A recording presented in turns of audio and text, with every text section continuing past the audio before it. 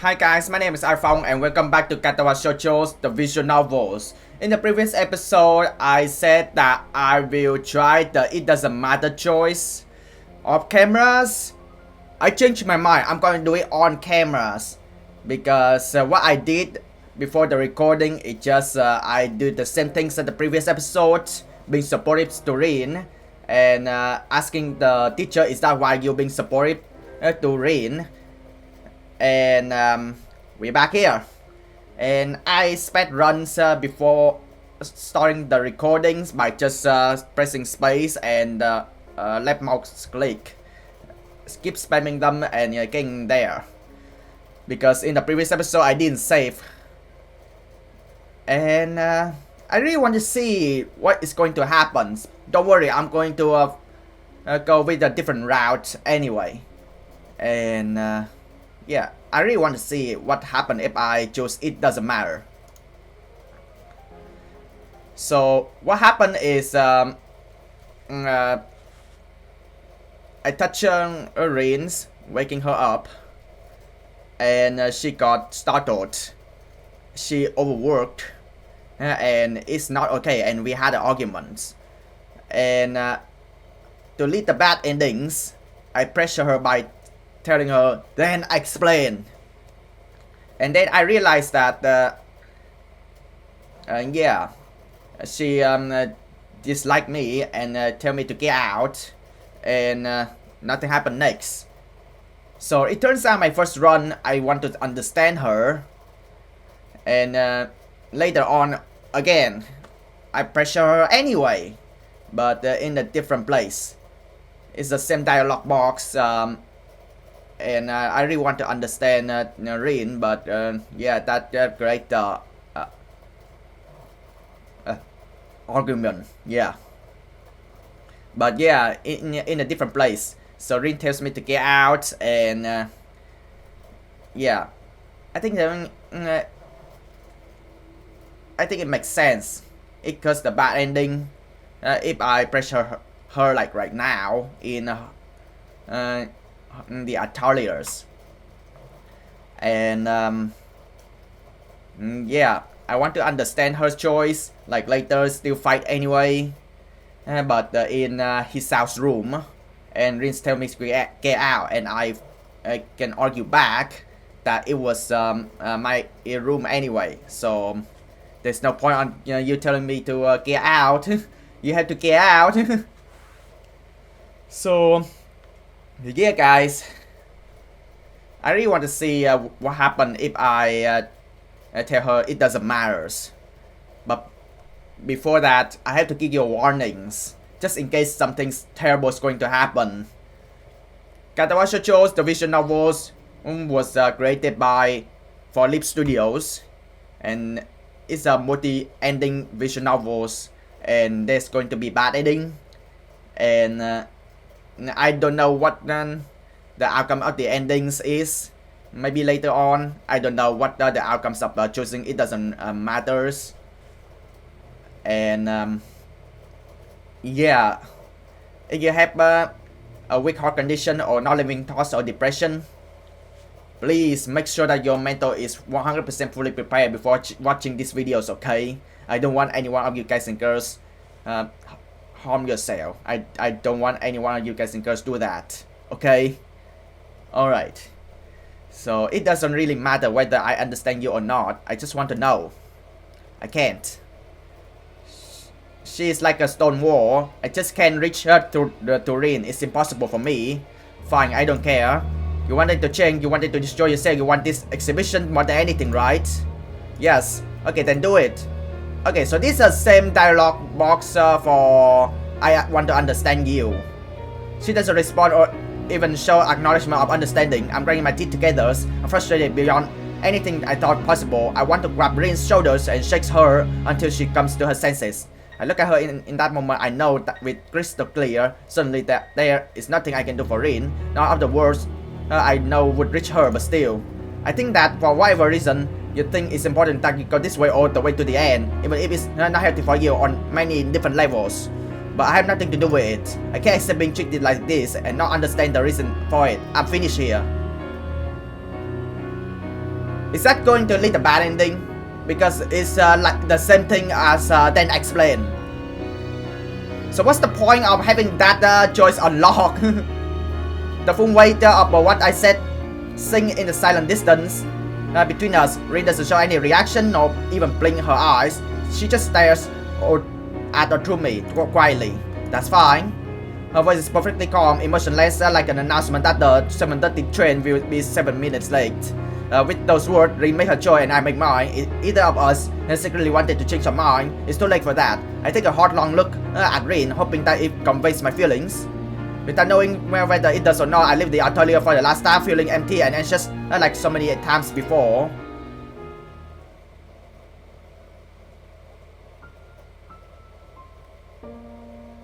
Okay, it still leads to Act 4 anyway. It's the same thing as I want to understand you, but I want to know how different it's going to be. I make it in time for class, though not in time for breakfast. The classroom is bathing in the gentle light of the sun. This means that it's going to be intolerably hot in the afternoon. For now, though, it's pleasant. I look at Misha and Susan's animated discussion about whatever. Hannah goes staring out of the classroom window without stumbling into the classroom 4 minutes late and with no recollection of what he's supposed to be teaching today. I can never imagine dropping out of school just like that, even if it's only for a few weeks. On the other hand, Rin doesn't seem to have a problem with the idea or going through with it. Then again, somehow I got along in her insane isolation, even if we ended up hurting each other's. Or did we? Maybe I got hurt. It takes me until like in the afternoon to realize that today is Monday. The art club missed today. And not just that, due to the exam, this will be the last art club meeting before summer vacation. Without it, it feels pretty pointless to go there. But I want to talk with the teachers. The meeting itself isn't noteworthy. I just ask my skills with watercolors are not worth mentioning. And Nomiya tries to encourage and advise me without sounding too condescending, but he's not doing a very good job of it. If nothing else, joining the art club has taught me that I like art. It would be nice if I could actually try and make some art in the art club though. After the fruits of everyone's labors have been piled into the knee stack on the teacher's desk, he clears his throat to give a little speech. That's it for a trimester, everyone. His voice is pretty loud and way too enthusiastic for it to be genuine. The next meeting is after summer vacation on the Monday of the first week of next term. I hope to see everyone again. Have a nice vacation. Everyone wishes him a nice vacation back as they file out the door. I stay behind waiting for until the two of us are alone. It's almost dinner time, so I don't have to wait long. Nomiya is looking through the paintings, some of which are actually pretty nice. Rin might outclass everyone else in the art club, but she isn't the only one with talent. Excuse me, teachers. What is it, Nakai? He raises his eyebrows. Questioningly, smiling widely. It's about Rin. Oh, is something wrong with Tezuka? No, but I hesitate for a split second, not certain how to say what I want to say, giving Nomiya enough time to start blabbering by himself. I saw her a few days ago when I'm passing by at a science gallery. She said she get 1 or 2 more paintings done for the exhibition. I was quite pleased. She surprisingly hard worker. I always thought she's a bit lazy, doing what she wants instead of the assignment. He seems to notice my anxiety and realize he's digressing, shutting up before finishing the thought. But you had something to talk about. What is it? I don't know. She feels detached from everything, as if she can't think of anything but the exhibition. Well, isn't that good? She is focused on her paintings as she should be. Yeah, but this is different. It's like she's obsessed. I went to see her and have you been bothering her? Because before I finished saying what I meant to say, instantly looking quite irritated. No, I don't think so. I'm just concerned because she stopped coming to school completely. She feels strange too. Stranger than usual at the very least. Humbug. This is much more important for her than some lousy math class or physics or whatever. This is exactly why this school is so flexible, to give every student a chance to fulfill themselves. Tezuka is a painter, so she should paint, no, and have an exhibition. That's what artists do. She should be allowed to concentrate on that, not these other frivolous classes. She should be encouraged. If you think about it, it's really quite obvious. His counter argument are not very convincing, but I'm having a hard time trying to make any kind of rebuttal. My grudging silence is interpreted as assent, and Nomiya turns to shuffle the stack of the turn-in assignment on his desk like a deck of cards. I have to say, while we are talking about Tezuka's exhibition, I'm very excited to see how it turns out. She's still so young, yet has a wonderful skill and style. You're talking to the air to relax the mood that got a bit too negative. I take it that you will be attending? Yeah, I guess so. Well, we meet next. I take that as my cue to leave, and I do, although I'm not happy about it. My message didn't get through, to say the least. Yeah, same thing so far.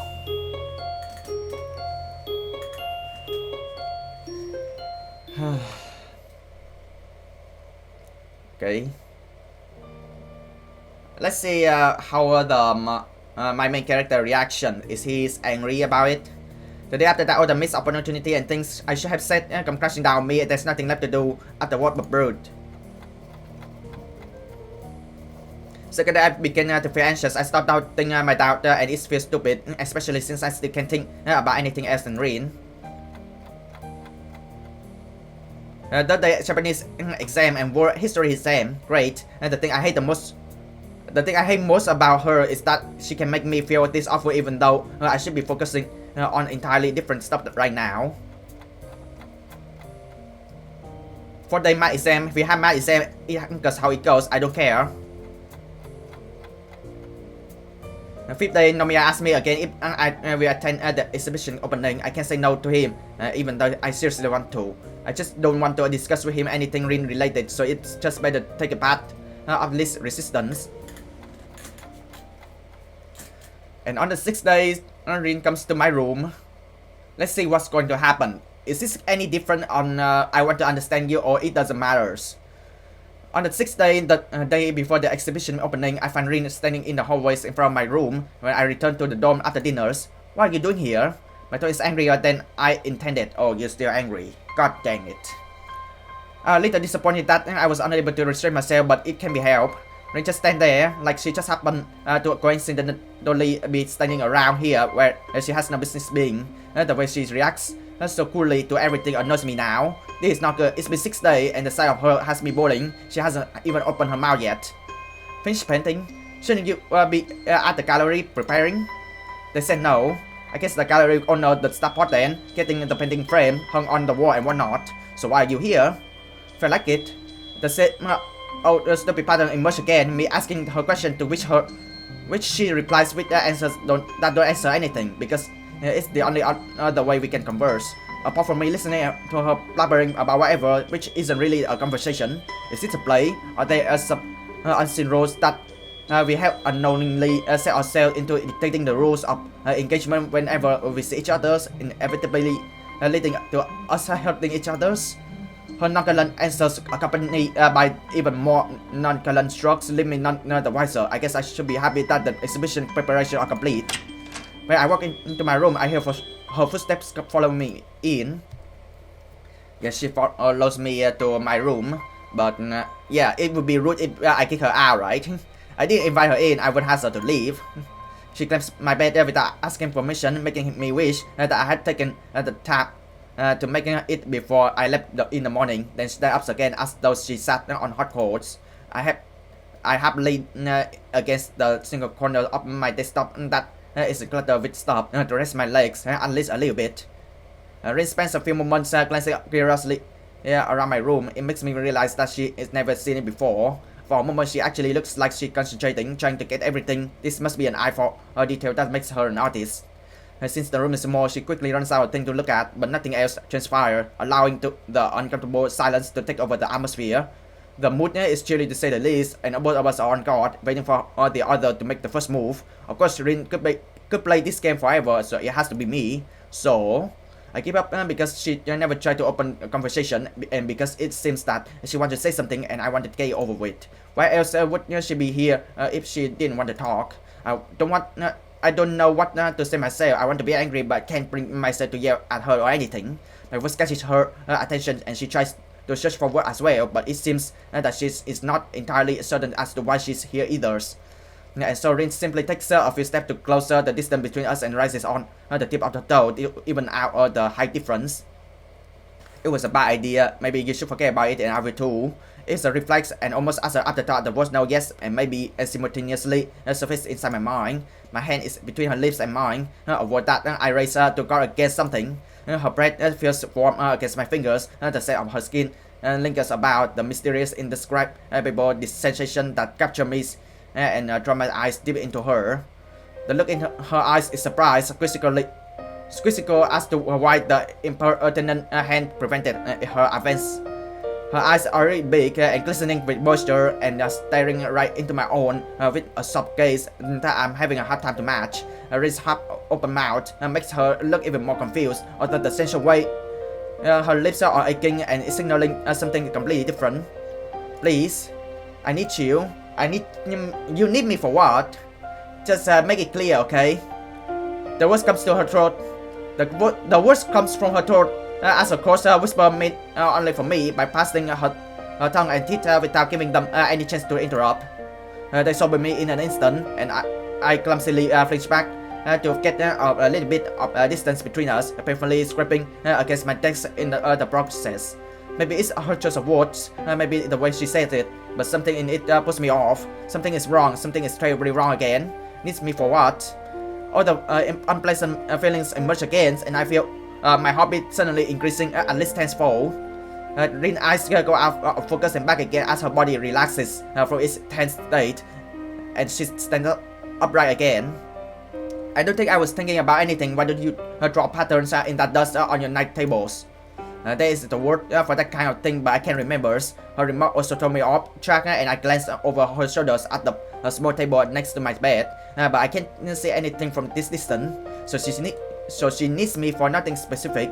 Just happened to come by because she thought I'd be glad to see her after she shut me out. No complaints accepted for weeks. Completely altruistic motive. Feel like it? Bullcrap, I can't answer myself. To play mind game whenever you want, to kiss her whenever you want, to ignore whenever you want, to fulfill your whims whenever you want. Is that it? What you need me for? My voice is sounding very angry again, even to myself. Good. It's not good. Ring2 finally catches the mood and her curious expressions change instantly to something more uncharacteristic. No. She lips it at that, her eyes restlessly wander around, searching the room as if the words she tried to find were written in the types stripes on my walls. Then what? I needed to paint. Of course, that was artists do. The words reverberate through my beings, beating in my blood over the piercing whistle on my angers. Don't give me that, Rin. I'm not some dang muse of yours, free to play with for the sake of painting. I'm not some medium for whatever you aspire to. I am me. So what if I don't know anything about my futures? There's things I want and things I care about. Even I can dream about things other than nightmares. I'm yelling, but I'm way past the point of caring about things like that. Ring looks down at her toes and wiggles them a little melancholically while she takes in my outburst without saying anything to defend herself. Only after I have finished does she try to respond somehow. I can't do anything else, or I can do all sorts of things, but I can't do. It's the only thing I sort of do properly most of the time. I understand completely at art first, everything else second or thousand. What about me? Am I nothing? When I was interested in art, did that make you feel like I was a little interesting for a little while? Tell me, I really want to know. Did you ever think about my perspective, or is it, or just all you? The words rise like a bow in my throat. She looks alarmed and also completely uncomprehending, as if she just doesn't understand what I'm angry about. I can't believe she could be so stupid. I didn't want to. This time it's Rin who interrupts herself in mid-sentence. Don't you understand? I can't. Can't what? You never explain how I'm supposed to understand anything if you never say anything. Why don't you ever talk? Say something. But she doesn't. Venting my anger at her feels satisfying. It feels wrong to take so much satisfaction in it, but I can't stop. Not wanting to face my anger head on, Rin turns around to steadfastly look out on my window even though there is nothing to look at. The worst of my ire is gone. I shut up as I can be bothered to keep on yelling at the back of her head, so silence finally returns. I try to discern some hints of her reaction through my internally distorted vision. My feedback was not the best kind, but I hope Rin got the clue that she just can't ignore everything else whenever she feels like it. I hate it if she didn't. She never ever listened to anything. She's so unaffected by the world around her. Not this time it seems. Her body is shaking like from holding back tears, but I already know that Rin is not crying. Her indifference makes me so furious. Now that's gone, I'm at loss. What I wonder. Did I go too far? Look, guy. Go away, Hisao. Her voice is tiny and tired as she says this, but I hear the words clear as day. What is there to say anymore? This is my room. The blunt, hollow remark is a fitting conclusion for this unpleasant discussion that became an even more unpleasant and very one-sided yelling match. After a moment of collecting herself, Rin says skip up. I can see it from the way she slumps her shoulders and walks out. Even though she deliberately looks to the other direction, I can see how she's biting the corner of her lips so hard it might stop bleeding if she won't stop. As she makes her exit, I realize that she left the door open when she came in, and my yelling must have echoed around the dorm hallway. I sigh. Now that she's gone, I'm left alone with my guilt. As the thumping in my chest slowly subdues, anxiety replaces it. Somehow I feel that none of this would have ever happened if not for me. No matter how infuriating, unbearable, and outrageous Rin is, she is not the Rin I knew. The Rin that I expected Rin to be. Was it me who caused all this by talking Rin into taking her chances with the exhibition? Am I directly responsible for Rin becoming like she has been for the past weeks? I can't think of any other explanation for her weird behavior than the exhibition and all the things that came along with it. Maybe it was the only way that could have brought us closer, but all it did was separate us further away from each other and not beyond the reach of either of us. I bang my head harder against the wall, tries to make sure it hurts.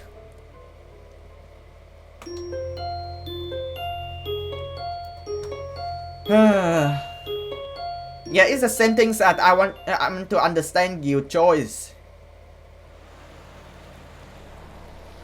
A headache is relentlessly thumping against the back of my head as I push open the door to the 22nd corners. Apart from that, I'm perfectly calm. After venting on Rin all the anger that I had bottled inside, it felt like a great weight had been lifted from my heart. The tension that grasped my mind for the past few weeks faded away without leaving even a shadow behind. In this nearly zen-like state of enlightenment, I realized that perhaps it was a bad idea to yell at her like that. I really meant it, but what good does blowing up like that do? Nothing. I'm not like that. I don't normally yell at people. I don't know what I did yesterday, so I keep feeling really guilty about it and wanted to take my words back. Rin is probably upset too, even more than my own behavior. Her reaction shocked me. I always thought of her as unchanging, detached from her surroundings, so that seeing my yelling gets her so upset felt out of place. I wonder if she understands how I feel. In Rin's world, everything seems to be so absolute and absolutely subjective, as if she was completely unable to see things from other points of view than her own. But ultimately, is anyone able to do it? Maybe objectivity and altruism are just an illusion for people who like to think of themselves as compassionate. Just like art is an illusion for people who think reality is merely a veil for something greater. Even when you stop thinking that the world revolves around you or stop thinking outside of the mythical box, you are just inside another bigger box that you can't escape. Maybe that ultimately makes her like the rest of us. I stepped to the door to find a gallery full of illusionary people. Despite Sai's remarks during my earlier visits, I always thought that it was very spacious. But now, when it's crowded like this, it looks positively cramped. I immediately noticed Sai standing in the middle of a lively discussion, busily chattering with some old gentleman. She's actually pretty tall and kind of cool looking, so she stands out in the crowd. There are a few dozen wine glasses laid on the table along the back wall, filled with burgundy liquid. A vast majority of the guests are sipping from their own glasses. The socialities and other connoisseurs are mingling happily, exchanging my opinions about Rin's art, which seems to be secondary objects of interest for most. I feel distanced, excluded from the other people here. I can claim even at a stretch to be a social chameleon, so this situation is quite unnerving. Since I don't blend into the crowd, or I just fake that I do, trying to look as cool and smooth as I can. I wonder how Rin is handling all this. If it was me, I would be quite freaked out.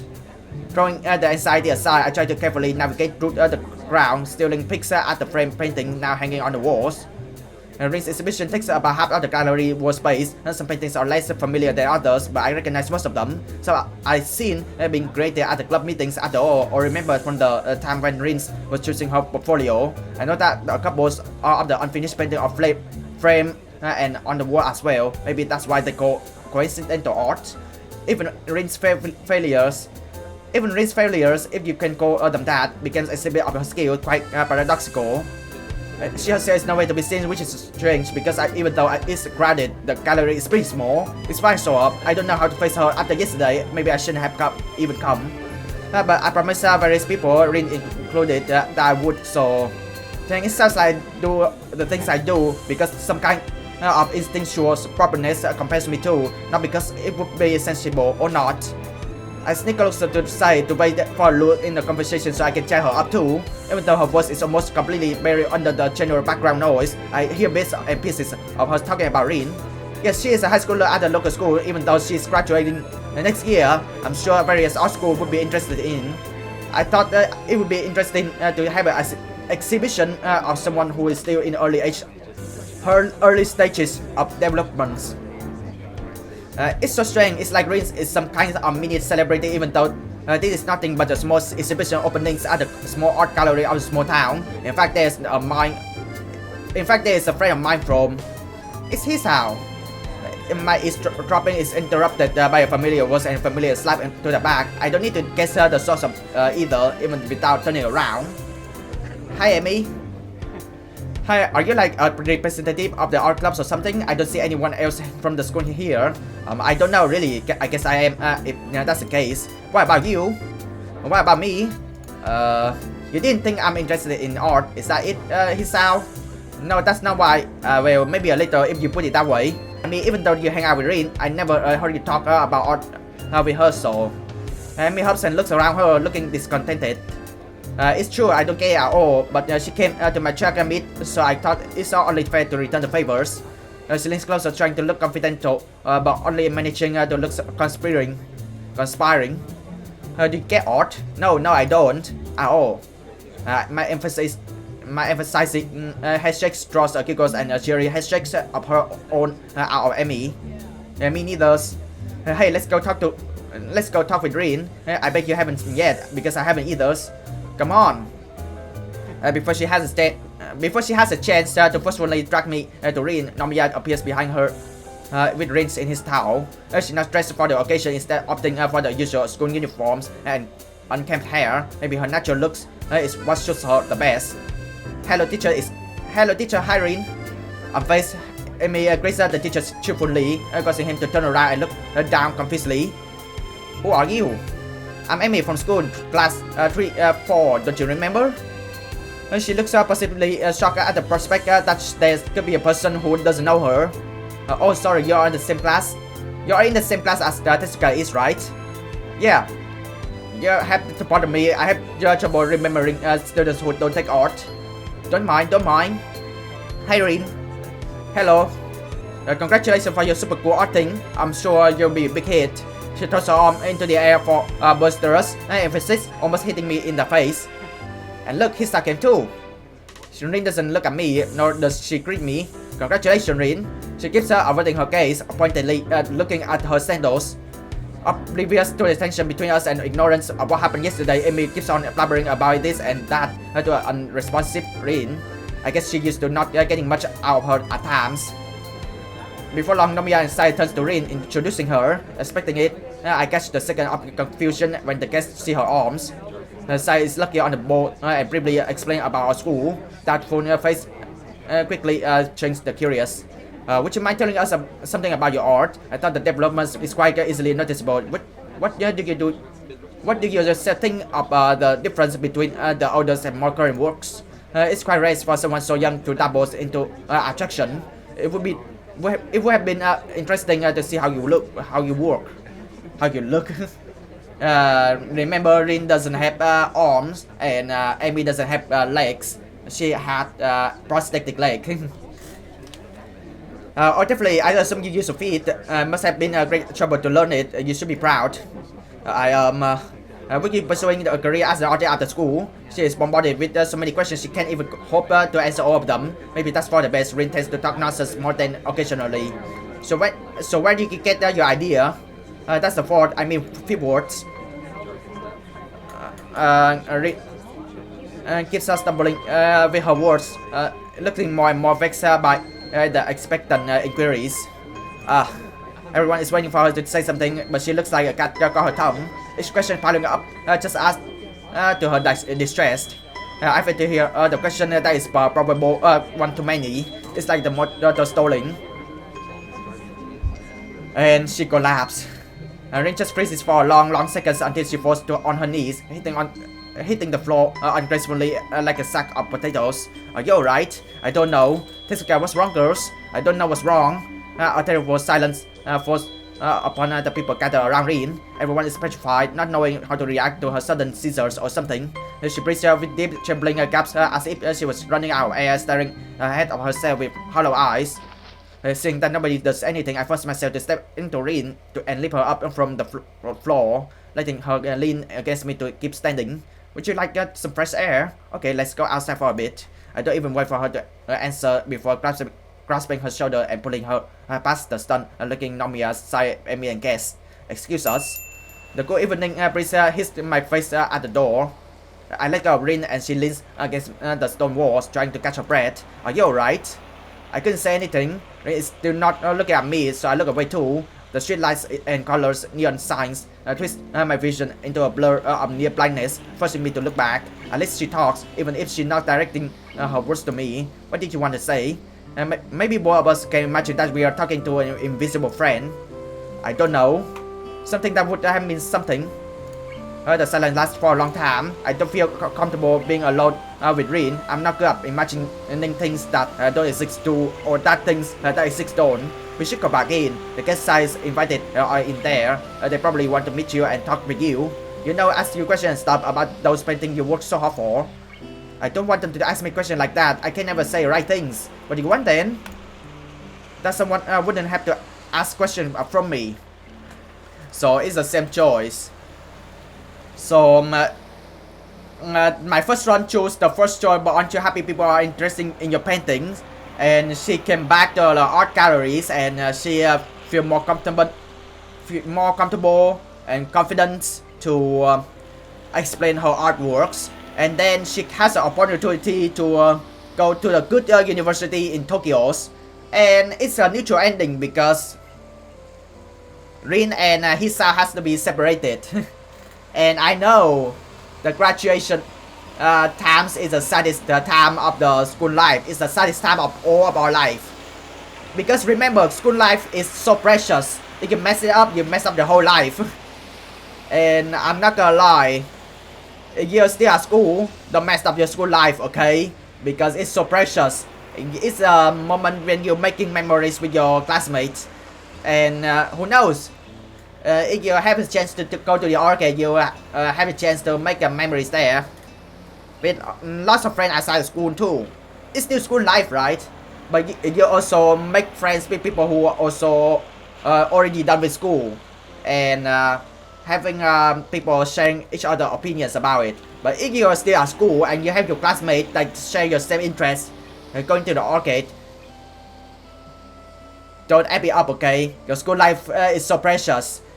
I remember that in USA, I know there's a rhythm game clubs, and there are people sharing the same interest. That's pretty good, right?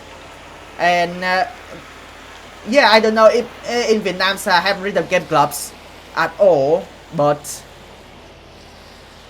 it would be great if Vietnam has one, right? But to be honest, like at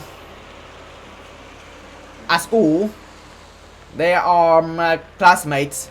There's someone to talk to. Don't add me up, okay? Don't be rude to them. If you want other people to respect you, you have to respect them first. Respect your classmate, respect your teacher, respect lots of people. Be a good person. And yeah, to be honest, in the previous episode, I want to see what happens on the second choice. And Rin's left the art galleries, and I think it's for the best, because I don't think that she can handle a lot of people asking the questions. And I totally understand how that feels, because like You suddenly want to answer questions, but suddenly other person like just jump in and ask another question when she is not finished. And it's really hard for her to say what she wants to say. So yeah, but yeah, the second choice that's gonna lead you to the good ending, and the first choice is gonna lead you to neutral endings. It's still good, but the second choice is gonna help Hisao and Rins come closer rather than the first ending. I mean, having your friends study abroad or study in a good university, good college, still good, but you're gonna have a low chance to meet them in real life, or it feels like yeah, this is it, this is the end. Like it's graduation, our school life's done, everyone's in different path now. So yeah, I feel like the first choice is more realistic. The second choice that I don't know, but still the first choice is depends on Rin as well. If Rin accept the offer, then yeah, it's good. You make it to a good university. If Rin deny the offer, then it's still gonna lead to Nomiya's gonna scold Rin. But yeah, I feel like I really want the art teachers to understand how Rin feels. Like it's not that the teachers right to dictate the students' life. They can give the advice though, but don't dictate them, okay? So yeah, the second choice, I want to pick the previous episode choice. But you find someone like that, then what? Do you really think that it would be some kind of BO and of all things, star-crossed lover and happily ever afters? My question is met with the blank stares, the darkness in her eyes, faced by the thinly veiled bitterness. No, I don't think that. But at least then I wouldn't have to be alone. She whispered the words to the right. She whispered to the words to the lights of the town, but I hear them anyway. I should have done this, not yet. The exhibition. She nods and closes her eyes, breathing calmly out as if to prove that she can, and then continues talking to herself. Why wrong construction of the planets? No, not that. I double checked and I got up with the right, I mean left foot, and did everything else left, I mean right. It's me. I was wrong. She stands straight and stretches before stepping past me out into the street. Wait, where are you going?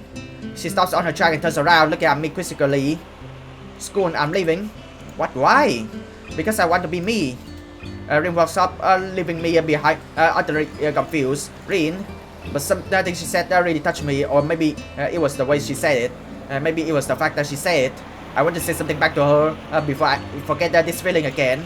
As if granting me a wish, Rin stops in her tracks. She doesn't turn around, just keeps waiting for me to say what I haven't done, even though I didn't have time to think what. Rin, listen, I don't believe you have to be alone, even if you never met anyone like that. I don't know if she heard my words, but either way, she doesn't react in any way. For the final time, she starts walking away from the galleries. So, where's Tezuka? I can only shake my head, but as it doesn't seem to be a sufficient answer, I have to say something. She ran away. What? The horrific realization spreads on his face like a fire.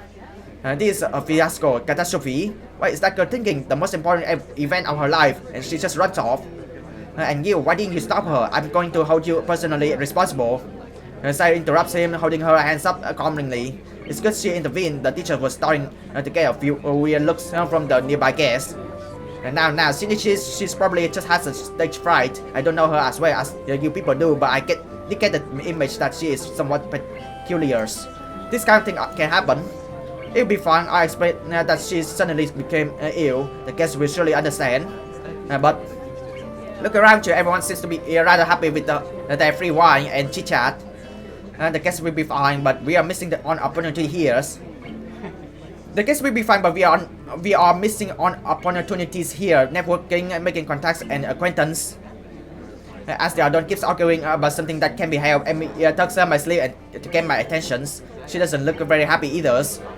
Come on, where? We are going to find Rin and kick her butt. What? I can't believe it, she's so stupid. That Rin, how can she do this? I'm telling you, she doesn't have the big of common sense in her head. Amy is seriously angry, only missing a steam rising from her ears. I guess I understand Amy, and she is that kind of person. Keep up, hasn't ever felt like a part of her vocabulary, and maybe she feel it. It shouldn't be a part of anyone's vocabulary. It's probably best to leave her alone for the night. What, are you a Rin expert now?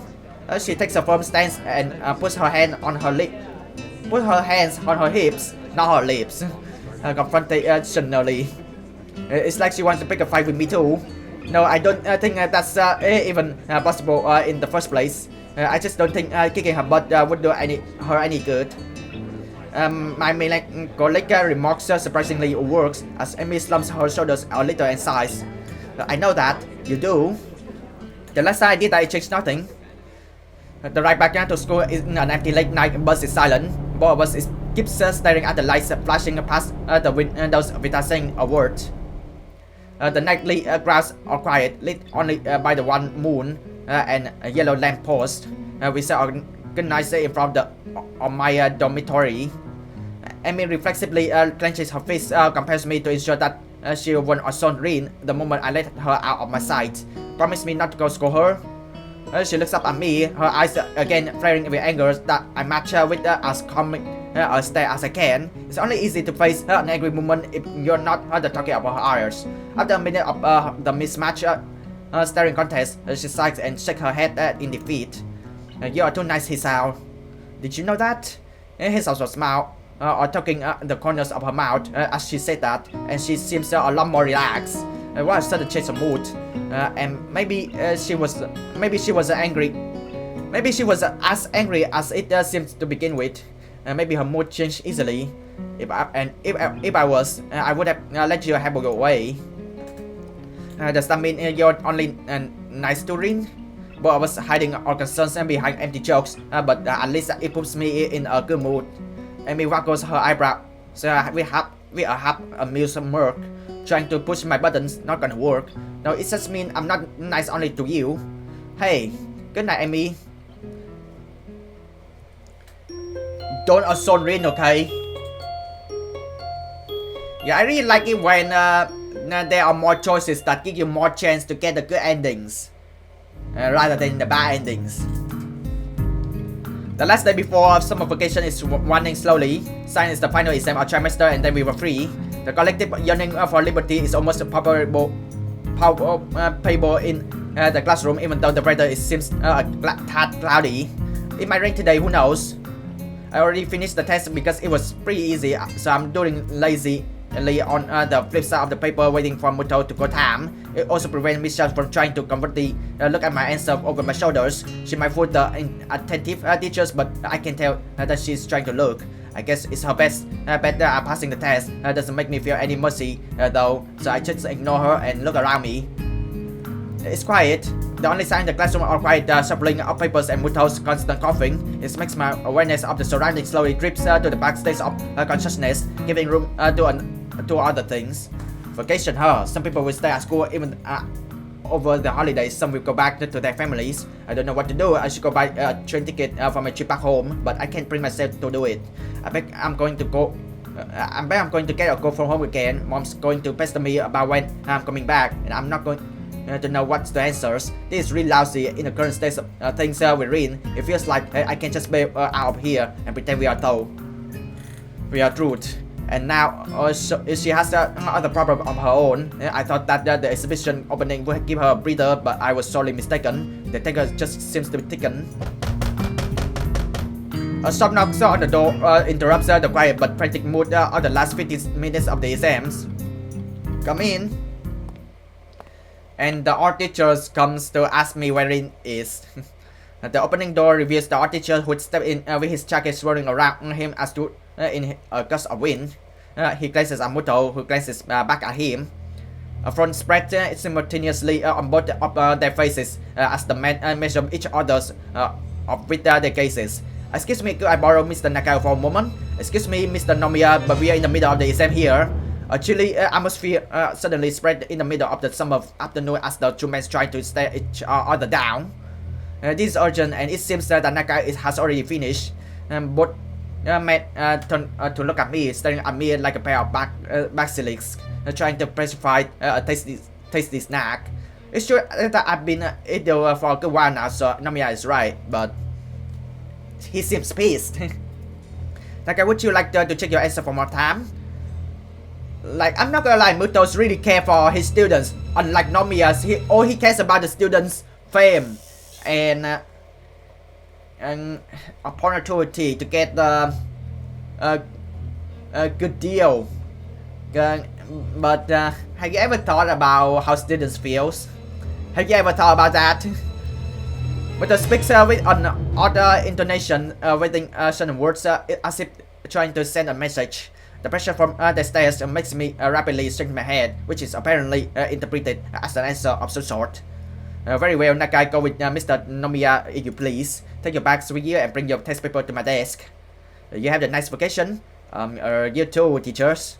The entire world, well, at least the classroom seems to hold its breath just for me, putting the exam on hold until I stand up, collect my stuff, and walk to the door. I can feel the stairs in the back of my neck. My classmates probably think I'm in for some detention or something on the last day of the school before summer vacation. I don't know what the teachers want from me, but I guess it probably is not detention, and also it probably has something to do with Rin again.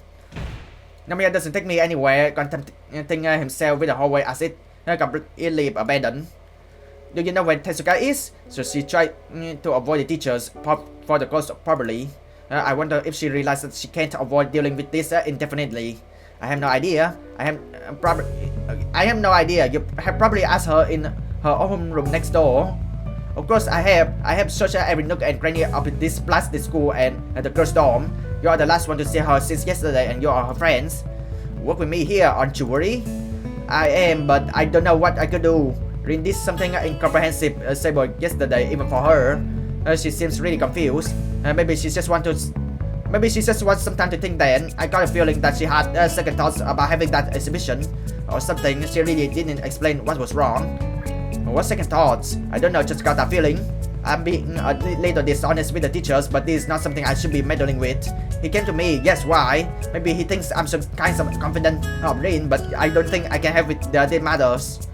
The teacher hops and scratches his head in confusion. What's up with that girl? This is so unlike her. She always been so goal-driven. Those don't really strike me as words to describe Rin with. To me, she always felt obsessive at best. I don't mean to be rude, but it was you who pushed Rin to that direction in the first place. Her goal is my goal. That's a mental job. I guess so. I just don't know if painting can make her happy. That's pretty preposterous. That's pretty preposterous of you to say, Nakai. She suddenly sounds pretty irate. Did I say something stupid? You don't understand, do you? It's not a question of happiness. For every gain there is a sacrifice to be made. There is no free lunch, but I let that girl waste away her talent if she has a moment of doubt. Never. Painting is still worth just like any others. Tezuka might make it look like a child place to you, but she works very hard every day to make her art. To become extraordinary, and one has to make an extraordinary effort. The more the teachers talk, the more I feel that Rin doesn't think like that, even though I have no idea how she thinks. I can very well understand why she would sacrifice her summer vacation and makes up for the lost classes and exams to get the chance at showing her art. This is a path she has taken, and to go all the way, that's not easy. I know she's young and things are hard for her, just like for all the kids here in this school, but that's no excuse. He's finished, but do you have anything like what art is to Tezuka? No. That's right, I have only a vague idea.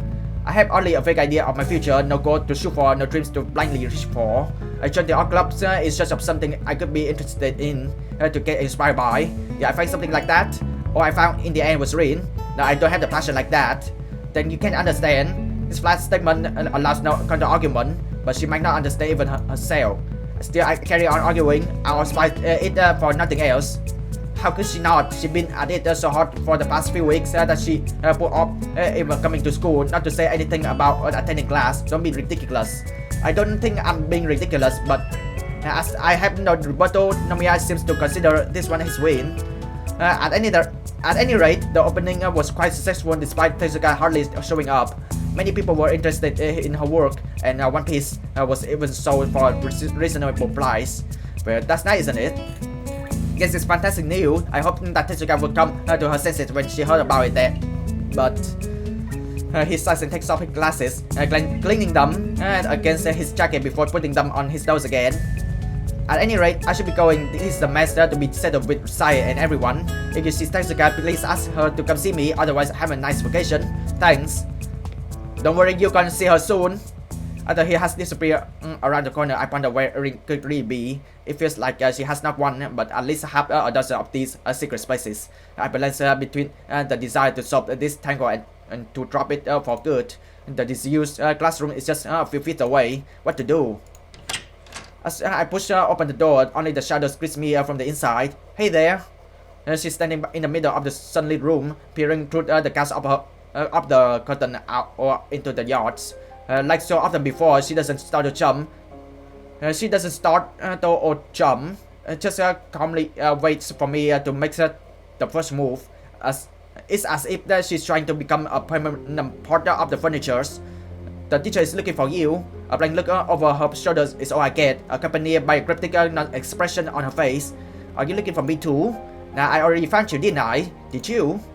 She furrows her brow, looking so puzzled that it makes me wonders if the question was asked in all seriousness. Maybe it was. Are you talking metaphorically now?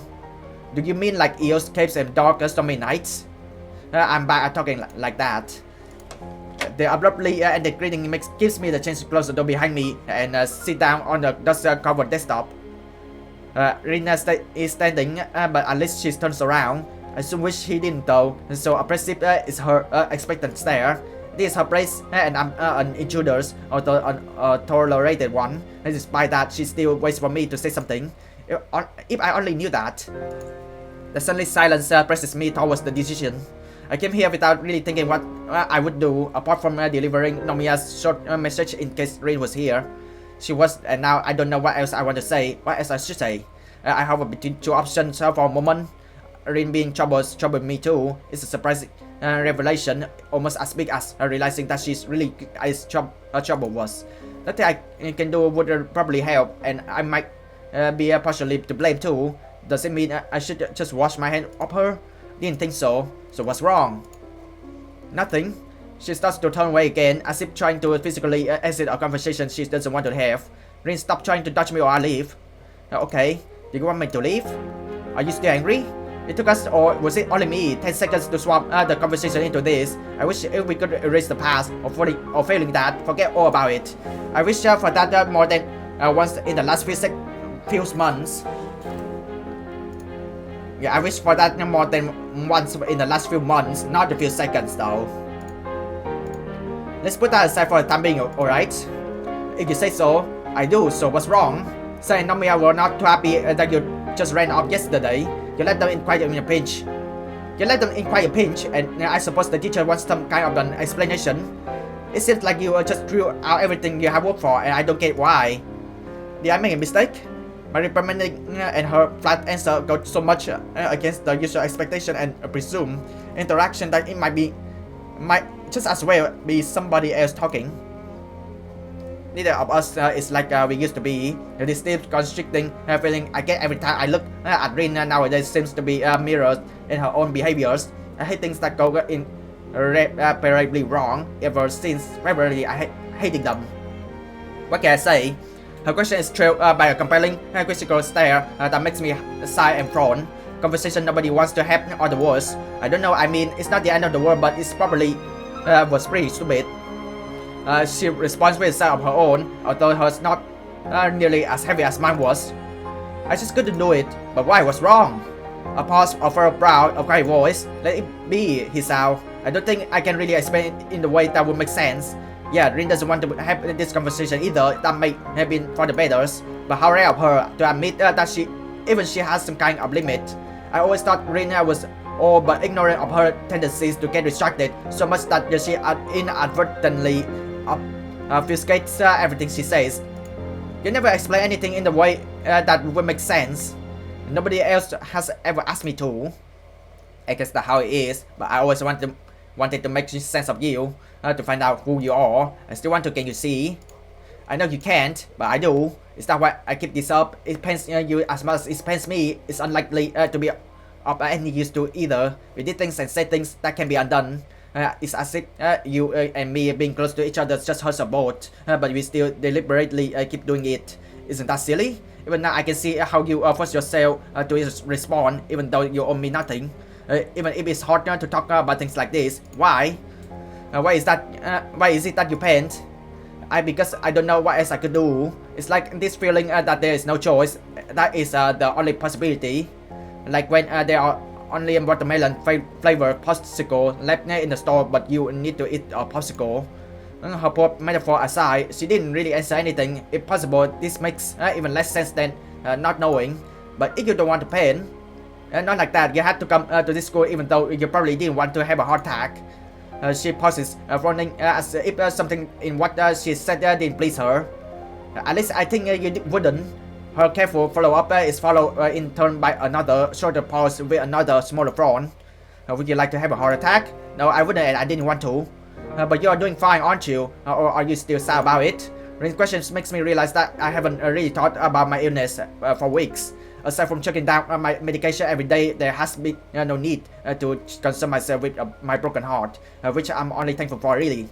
Getting to know new people, a new school, new town, a new life, it all has got me and make the past fade away. And now, I guess I can trail on the past indefinitely. See, even watermelon doesn't really taste bad if you have to eat it. Her nonsensical closures seems to put an end to the subjects in Rin's mind, so I just not in uncertain confirmation. There are two kinds of silence: ones that you want to break, and comfortable ones that you don't mind. The first kind is bad because it makes your thought go awry, like mine do now. Look at Rin makes me feel bad. I don't want to feel like this. Look at Rin makes me feel exhausted. I really tried my best. She tried to. I had no idea, but we ended up like this, and she ended up screwing up her exhibition opening. It feels like we are at that dead end. There's no direction to continue for. There's no direction to continue to. I reached out for yesterday, thinking it would be the last time. She walked away. I want to be me. What the heck does that even mean? If anyone is most definitely but herself. I feel kind of relieved that I'm not the only one to blame, but this still grates on my mind. Why did she run away? It didn't make sense yesterday. It doesn't make sense today. The things she said there feels like they should make sense, but they just don't to me. You know about that thing you just said? Which one of them? Painting said something like that to me before. That the true artist does not paint because she wants to, but because she must. And I've been wondering about what she said. Why do artists have to paint? My question is probably pretty stupid. At least Rin's look at me in a blank way that seems to say so. I don't know. Am I an artist? Well, you paint stuff and you don't. You paint stuff and you have an exhibition too. I say you qualify. I think I still know, but okay. The thinking pause that follows seems to last for half an eternity. Unlike most people, Rin doesn't flavor her thinking pauses by body language and sing like or anything. I noticed that I might prefer her way, the usual way even annoys me, as if people were so infatuated by the sound of their own voice. They just have to keep making some noise, even when they are just thinking what they could say next. Rin just comes to a full stop while she is thinking. It's disconcerting because reacting to people spacing out is always hard, but she comes up as less obnoxious. I think I want someone to see what's inside me, not the way doctors and serious harmers do. The way that doesn't make me feel lonely. This is what you call metaphorical, you see. Please don't lecture me about self-evident things. It's not self-evident that this is self-evident. So you present a painting to someone and expect him to magically see a glimpse of your soul. It's not like that. It's just a little like that, but not really. Don't you understand? I do and I don't. You know, I feel a little bit of despair every time you ask that question. What question? About whether I understand you or not. She seems almost surprised at my clarification. Oh, it's not really a question. It's one of those kind that you don't have to answer. Rhetorical. Yeah, that's the word. A question that is not a question is a rhetorical question. How nice. That reminds me, it doesn't really make sense. What kind of question is one that isn't a question? A rhetorical one. What kind of answer? What kind of an answer is an answer that doesn't answer anything? Is that a rhetorical question? You're not funny. But if you don't like it, would you like me to say something else instead? I don't have any good one though. How about your pants are on fire? This can be our secret language. In honest to goodness silliness. Made twice more ridiculous by the fact that I know she is serious. Really serious. Derails me like it always does. It's like some kind of assembly locker to prevent me from becoming too much of a worrywart, dragging even my own thoughts off the ground where they should be. It makes me smile confusedly, but only on the inside. Even though the corner of my mouth are not drawing into the green, I'm still impressed by her ease of breaking any attempt at being too serious. Because she will so forget and ignore things that bug her, things that bother her. Because she will so be free of whatever burden being her means. Or am I the only one who feels burdened by being myself? No thanks. But still, the times where I feel that I'm on the same page as you are pretty rare. It feels like there is a huge gap and sometimes you just go to the other side and I don't have any way to reach to you from where I am. It's like you're in some completely different place at times, even though you're right here. That's right. There is a insurmountable discontinuity, an imaginary glass wood that blocks comprehensions from happening. There might be such a gap between any two peoples, but with Rin, it feels more tangible. Rin does not react to my thoughts, not to the one I uttered aloud, nor the ones I did not. It's even worse with art. I'm not very good at art, I admit it. I joined the art club because I thought it could be interesting. And I can say, hey, I like art, I like your art too, but just like with you, I can't comprehend it. And I'm pretty sure nobody really can't. This seems to worry her slightly. Do you think so? Yeah, I guess this art is meant to be interpreted, not understood. That's how I put it. That's a sad thought. I guess it might feel like one. Does it make you feel sad for yourself? Erin thinks about this for a while and then shakes her head surprisingly vehemently. The first thing she focuses her eyes on afterward is me. Both of these things make me glad and relieved. That's good, isn't it? Anyway, you should go see. You should go see the teachers and apologize properly. I think he is worried about you. Can you do that? This time she nods her head. Only it's not as vehement. The hallway is empty, almost intimidating. Nomiya's office is the art classroom at the other end of the floor hallway. Steps echo disturbingly. The atmosphere is unlike on a normal afternoon. It feels like the school knows that nobody will be coming back from month 2. The door is open, but not very inviting. I'll wait outside. Also, like it's natural for the teacher just keep telling the students to it's your opportunity to study abroad. It's your opportunity to go to good universities. Take the chance, take the opportunity. Don't ruin it. Don't run away. And I had that experience. The teachers back in secondary school tells me to go study abroad. Honestly, back then I really want to study abroad to USA, but the choice was, my parents want me to go to study in Ireland. I mean, totally understandable because everybody knows that studying abroad in USA is expensive, and the best that people can do is to study abroad in Europe. Honestly, at first I don't want to study abroad to Ireland at all because my mind said that I really want to study in Vietnam because my classmate, because we getting too attached and it's sad to say goodbye to them. And I really want to visit them once in a while, but right now that the school have a security guard and having guard scan, and it's impossible for me to get a visit. It's even hard for me to even contact to my secondary school teachers and give them a visit and look around the school. And it's really sad, And I'm really happy that the teacher still lectures or still teach students in the same school after over a decade, I think. And it really pains me not being able to see my secondary school teachers because like you never know. People cannot work in the same place forever, you know. Like there's gonna be people come and go, people move on, and that's it is very sad, you know. But yeah, and I'm not gonna lie though, like when I was in Ireland, well, they do have the older version of Dance Revolution there, so which is okay. And most of the time there, I just only playing Sega shooting game inside a car in the arcade.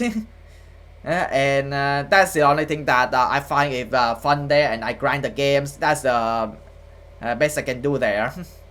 And yeah, and I study in Ireland well for only a years, and then afterwards then I finally had the chance to study abroad to USA. And looking back right now, like I'm so glad that I'm not in Ireland anymore, because like there's animes. Yep, there's animes pictures on the phone screen, and if I'm in Ireland, then I maybe end up in prison.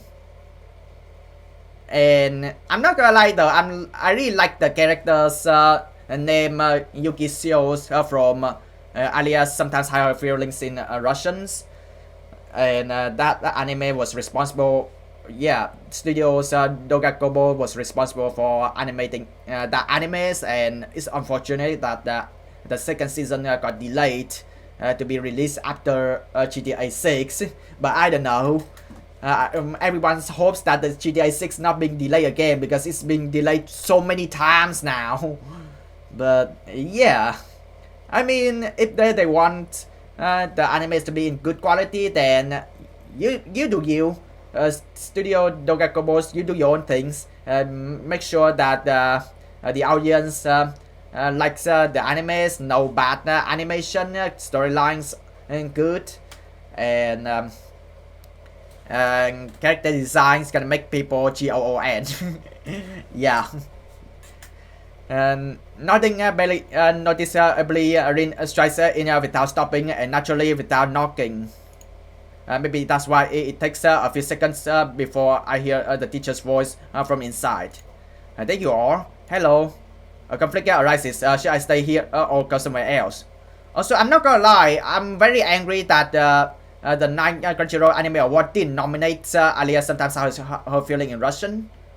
Or is that the year before last year's? I cannot remember that, but I really angry that the Yuki Seo's voice actress didn't get nominated in both English dub and Japanese originals, because she's doing so good. I mean, I'm not gonna lie, fine, Alex Lee won the English dub best voice actors, but somebody has to honorable the voice actress that voices Yuki Seo's for both Japanese original and English dub. Come on now.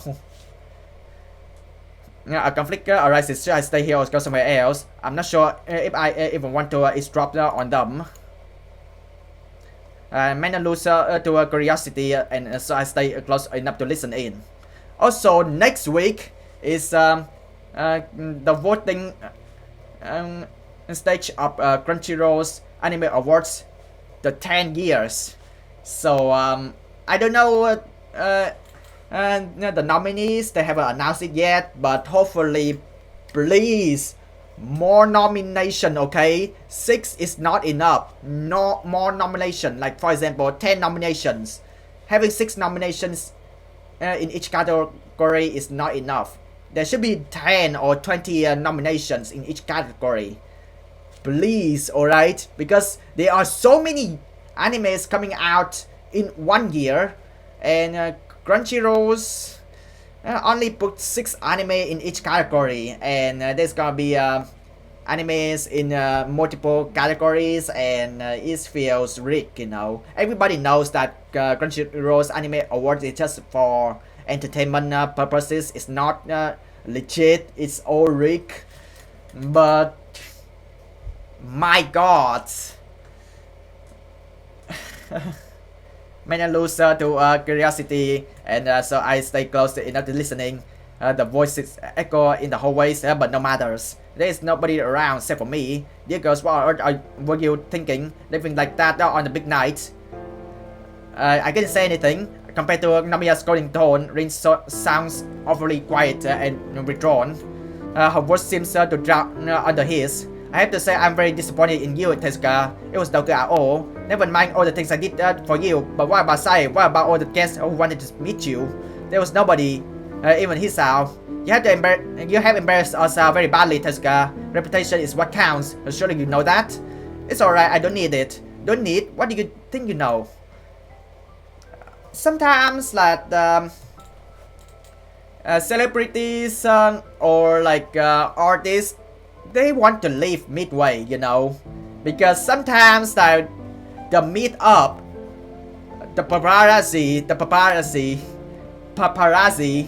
and sometimes there's something some people like doing weird things to celebrities. You don't want that, right? You need you know, security guards.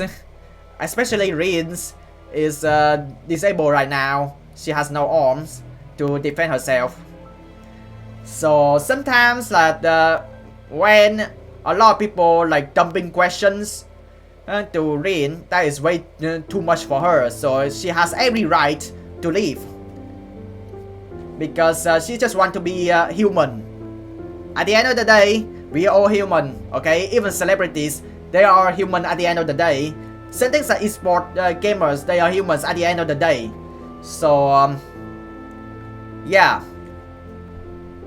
Try to understand their feeling, would you? Rin's replies only seems to agitate the teachers more. His voice rising with every sentence. The part of the artist is a Tony one, until you get that Tony. You have to see big picture. There will be a bad time and good times. Things are like they are, or it will be alright even. You might not think that it's not so wonderful and easy, but how far would you have gotten without me? I would always be there for you. When you lie on the floor of your minuscule room, you ran 3 weeks late, your mind blank for the 4th week straight, then you will wish that you had listened to old Nomiya a bit more. So Nomiya is a person to pay for Rin's rent, huh? Alright, is dormitory like the rental room?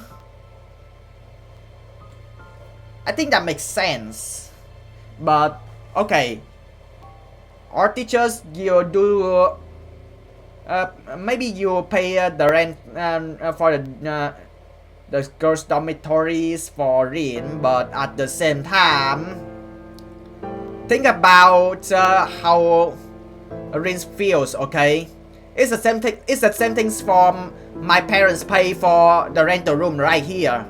I mean, I do have money to pay for myself, but I feel like yeah, that is way too much. So having my parents would support to paying for the rental room is great, but I know like I still have to work for the family business as for the trade. But in all seriousness, it's gonna ruin the family relationship even more. I'm telling you, okay? Like if you get along with your parents and you want to do family business, that's totally fine. But for those who don't get along with your parents, please don't do family business, okay? And I can also say the same things for friends business. I mean, I'm still willing to give my friends jobs and work together with me, but at the same time that I really expect them to you know, think about work separately than outside the work separately. And I'm a pretty chill person. I just only want other people to get experience on doing the jobs, okay? Because job hunting is already hard already, and it's even harder for job experience because not many people have the opportunity. Not everyone have the chance for that because it's frustrating that job hunting's asking us stupid questions that why you here, and we want to tell the truth. Like we just don't want to like just yapping around. Oh, we are fast, we are hardworking. We just want to tell the truth. Everybody wants to earn money. Everyone wants to have to earn for a living.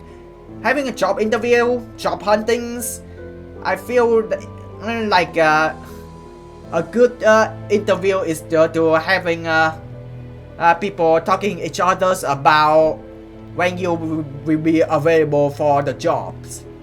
That's it. I know like everyone's they look for the job, they job hunting because they want money. They need money for their living at the end of the day, you know. And just yapping about because I'm fast, because I'm hardworking, it just feels like fake. That's what it feels like.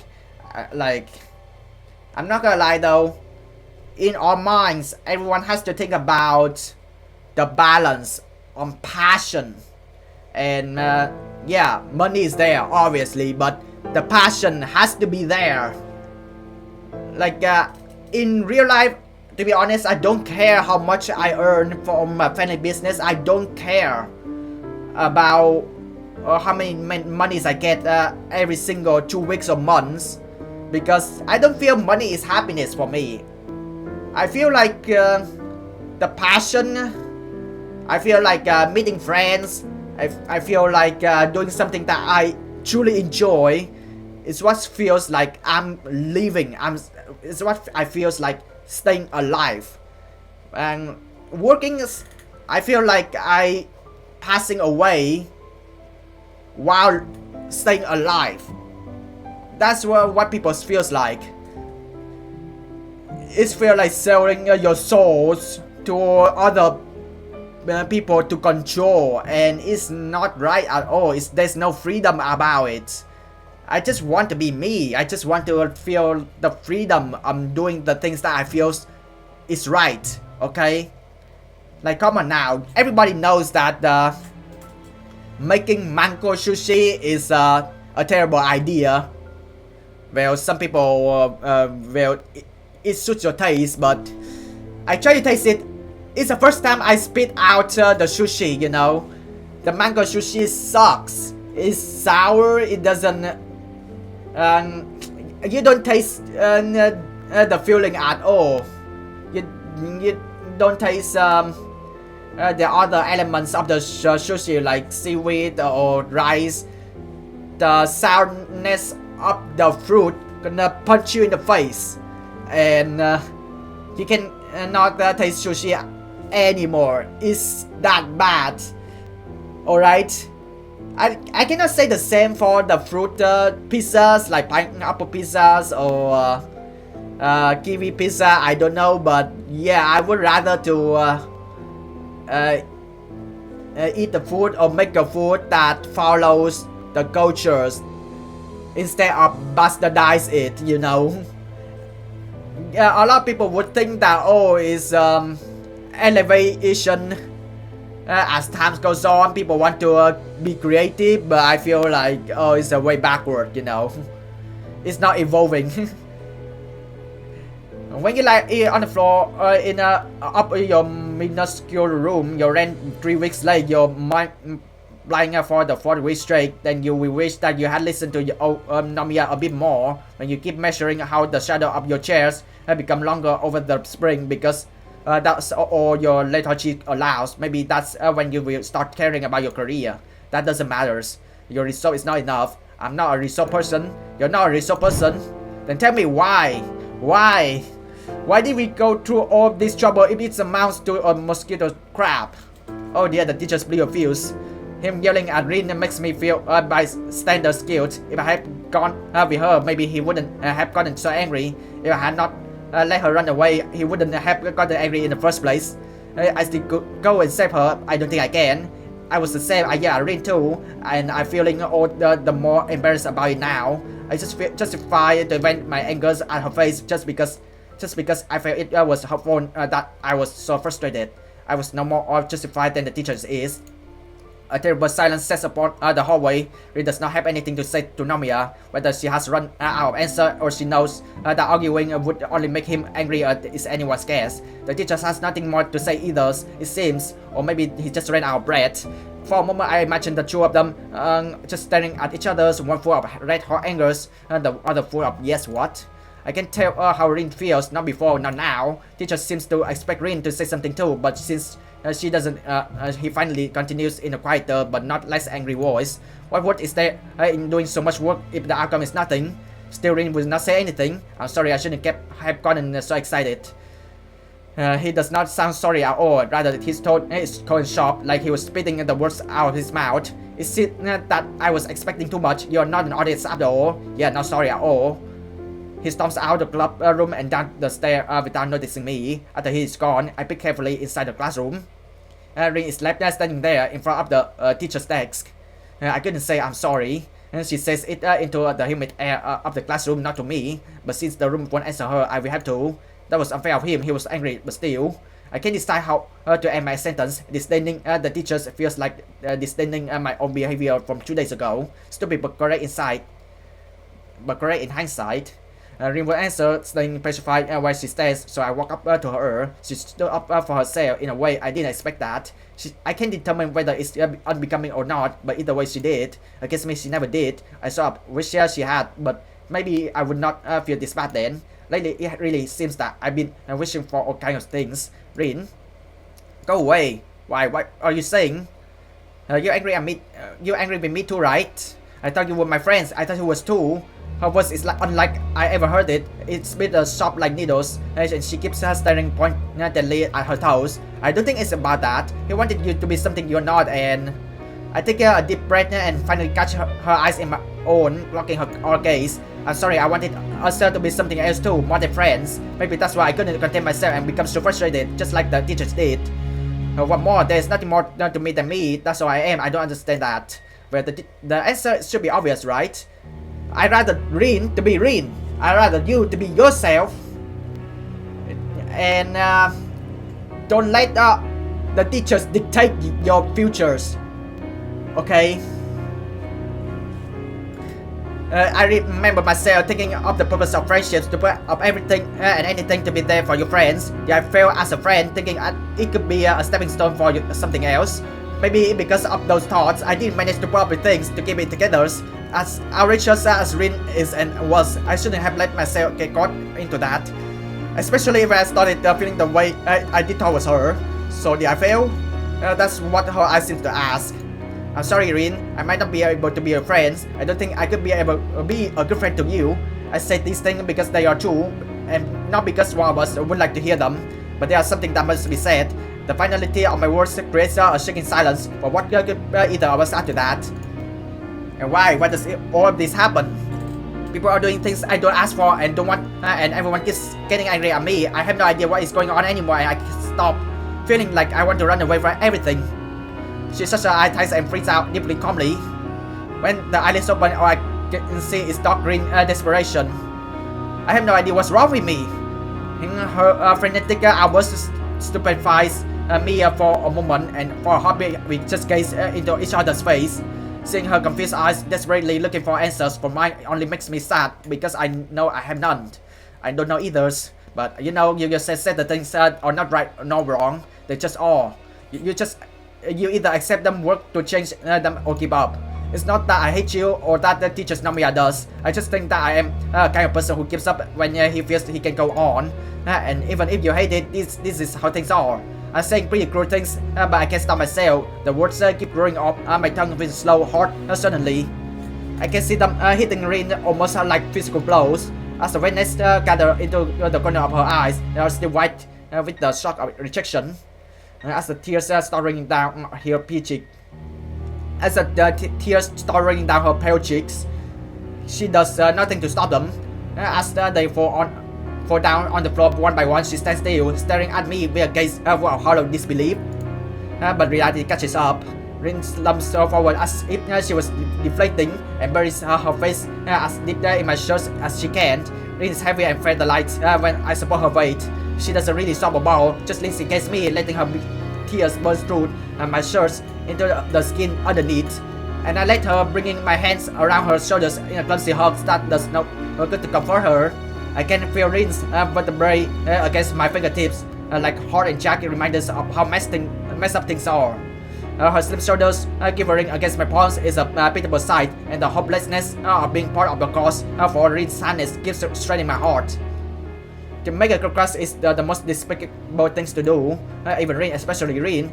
And behind that veil of aloofness, Rin is just a human being too, just as confused, scared, and lost as any of us is. Most of the time, it seems that there is no rhyme or reason for what Rin does and says, but for once, I think I really understand how she feels, but no word can express it, and no words can make it better. So wordless, we stay quietly, waiting for her tears to run out. Time passes agonizingly slowly. Even the lazy specks of dust floating in the air seems to pause into a standstill. The obligatory wall clock is ticking distractingly from above the door. I decide against counting a second because it would make them feel longer.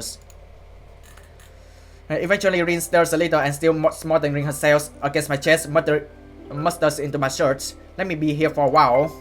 Please, Hisao, just give me a little while. A stunning look spreads into my consciousness. The knowledge that while being here for Rin is all I can do for her. That's all she wants for now. That's all she wants right now, even after all we gone through it. Sure, so she stay there, but I still can't bring myself to draw her closer so I could impress her properly. It's because doing it would just make me so sad. I don't know if I could bear it. The realization that we might never really be able to become what we want to be for the other crystallized into my mind as a diamond's heart enlightenment. A pang surges through my heart like an electric shock. It's painful. This clarity hurts. What can we be for each other? What meaning is there for us to desperately cling to each other even though it seems so futile? What should I say to Rin? How can I make her feel better? I do not know any of those things, and I fear of knowing them would only hurt more. Fortunately, I've pushed all that out of my mind because I don't want to be thinking about a hurtful truth. My thought calmed down soon enough. The silence dispersed until all that is left is me and Rin and the tender feeling of her warmth and softness against my chest. When did I fall in love with her? I can't remember, but I'm certain it was way before the warm touch of her lips on my own on that orange color afternoon when she was sick and with cold, and when I went to see her because of unclear reasons. Her carefree attitude, the air of otherness around her, all the things that makes Rin herself. Those things capture me with irresistible force. The way she could take in anything and everything, giving it only the value of she herself placed, weighing all things fairly and without prejudice, seeing the world as she wanted. This is something I could never do, and Rin was probably more of a muse to me than anything ever was to her. She seemed so free to me, truly a free spirit, while I constantly worrying about everything seemed so inhibited that it was almost embarrassing. Maybe that's why I latched so tightly on to Rin, trying to get inside her world that was so different from my own bleak life. And before I noticed it, that irresistible force had pulled me dangerously close to her, but it turned out to be the way too alien for me. And I have forgotten Newton's of all things. The gravitational force is inversely proportional to the square of the distance between the objects. So if two people feel something for each other, even though feelings are not governed by the constant of the universe, I can't help thinking that for some time now I've been a satellite to Rin, brightly shining planet Rin. The thought makes me almost laugh. She really does not seem. The thought makes me almost laugh. She really does seems to be from another planet at times, minus green skin and possibly some tentacles. Perhaps because of my stiffle laughter, Rin pulls away and I let her go, feeling the cold when her warmth goes away, and slight embarrassment for letting my thoughts run wild like that. I credit that as Rin being a bad influence on me, while being glad at the same time that she can't read thought for reals. Rin's bitter tears have dried up, and she looks a little more like herself again. The lost look in her eyes is still there though. Her gaze wanders around restlessly before stopping at me. What happened just now? Can you tell me? What do you mean? I cried. She says that hesitantly, as if not believing it herself. Yes. She keeps staring at me as if pleading guidance so that she wouldn't have to feel so lost. Why? You were sad. Is that what you want me to say? But isn't that obvious? I don't know. It feels weird to cry. Well, I don't believe it. I mean, everyone does that. It's not. I bite my tongue before I finish my arguments about normality. Norms do not apply to the person I'm talking to. It always feels so wrong, different from what is in me. What is in me? Like I couldn't really tell what I felt. So I started thinking that maybe I don't know what I'm feeling. Maybe it's me who is wrong. I thought those kinds of things. I thought that painting was enough because it felt that I did at least that right. That's all. That is inside me could become a picture if I try really hard, and it could. But it doesn't feel like it's enough. But it then doesn't really feel like it's enough anymore because if nobody else can see that, I will still be alone. Was it wrong to try? Everyone got really angry at me for that. I rarely heard Rin say this much as once before. Once she finishes, she simply shuts up, looking so neutral that it's hard to believe she just said what she did. I don't know what to think. I don't know what to think. Rin was desperate for someone to look at her painting, and somehow she right through them into her soul to understand her feelings, because she felt she could not express them in any other way. How can one say whether that is right or wrong? Could it be that or this time she's been trying to reach out to me like I tried to reach out to her? I sit down on the desk to think and to rest my legs that keep us both standing for a long while. You know, when I read a good book or look at the starry sky or whatever, sometimes I too feel something profound like a shoot. I don't know how to describe it, but the instant I try to put it into words, I feel that I lose something. It doesn't feel as real, as true as it is inside my head. It feels a bit phony. Then, even what I just said felt phony. I offer a smile that is meant to be between funny and self-deprecating, but Rin doesn't react. Anyway, it might be that nobody can ever express their true feelings so that others understand. Reality has no chance of living up to what someone has inside their head. Nothing can match that, not even your paintings, except maybe for you. But I suppose you can't keep everything inside. You explode for real then. What I'm trying to say is I don't think it's wrong to express your feeling, even if you use painting as your conduct. You just can't expect people to understand you any better than they would if you did it any other ways. In fact, you can't expect people to understand you at all. It's because everything is so subjective. You see the world the way you do, but it's different from everyone else. But isn't that terrible? I guess it is, in a way. She frowns, looking probably as stricken as she can, which is not much, but it's enough for me to understand that Rin is not particularly happy. I think it might make me sad after all. Yeah, I know. I wish I could do something to help it. I don't think I sound bitter, even though I am little. This is my problem. I cannot be what Rin wants for her, and for some reason she can't do the same for me either. She makes a difficult face, carefully trying to pick the words she wants to say, so Rin has time when it's hard to say anything too. It can be helped, I think. But if you say that, it makes me feel a little better. It's funny how some seemingly irrelevant things are the most significant ones at a time like this. Like how Rin's voice is very very small, barely audible when she says that, and how even her short bangs can cover her eyes when she looks downwards, and how they can't cover deep red colors rising on her cheeks and all the way to the tips of her ears. They turn into a very interesting shade of red. A deafening silence follows. It's very awkward, as if I saw something that wasn't meant to be seen, even if it was on purpose. I don't know what to say to that, but I keep feeling like I should know. She doesn't either. Still, it feels like there is no momentum to lose, even if we keep silent. Like we have some weird wordless connection that would hold even so. It keeps shifting her weight from one foot to the other restlessly, looking everywhere around the room except at me. She is the one who finally breaks the spell. Can we go? I don't want to stay here. Oh yeah, of course, where? My reply is covering my nervousness as badly as her question is covering hers. You can go wherever you like. I want to sleep. I haven't really slept for a few weeks. It feels like there is a flock of light blue butterfly inside my head. It makes it hard to think properly. The kind of that you think is too blue to really exist, like Amy's things this morning. She shakes her head and I almost expect a couple of ultramarine color morphos to pop out of her ears. A small smile tucks upwards the corner of her mouth. That reminds me, not the blue, not the thing. The words for the flock of butterflies is a swarm. I look it up. That makes my eyebrow rise into a questioning arcs. Why don't you use it then? I like the other word better. Why look it up in the first place then? Then you should use it, right? She nods and falls silence, her gaze escaping mine to the side, attracted by dark orange sunlight refracting from the windows. We stay like that for a little while, me silently looking at her, silently looking out of the windows. Hey, you alright now?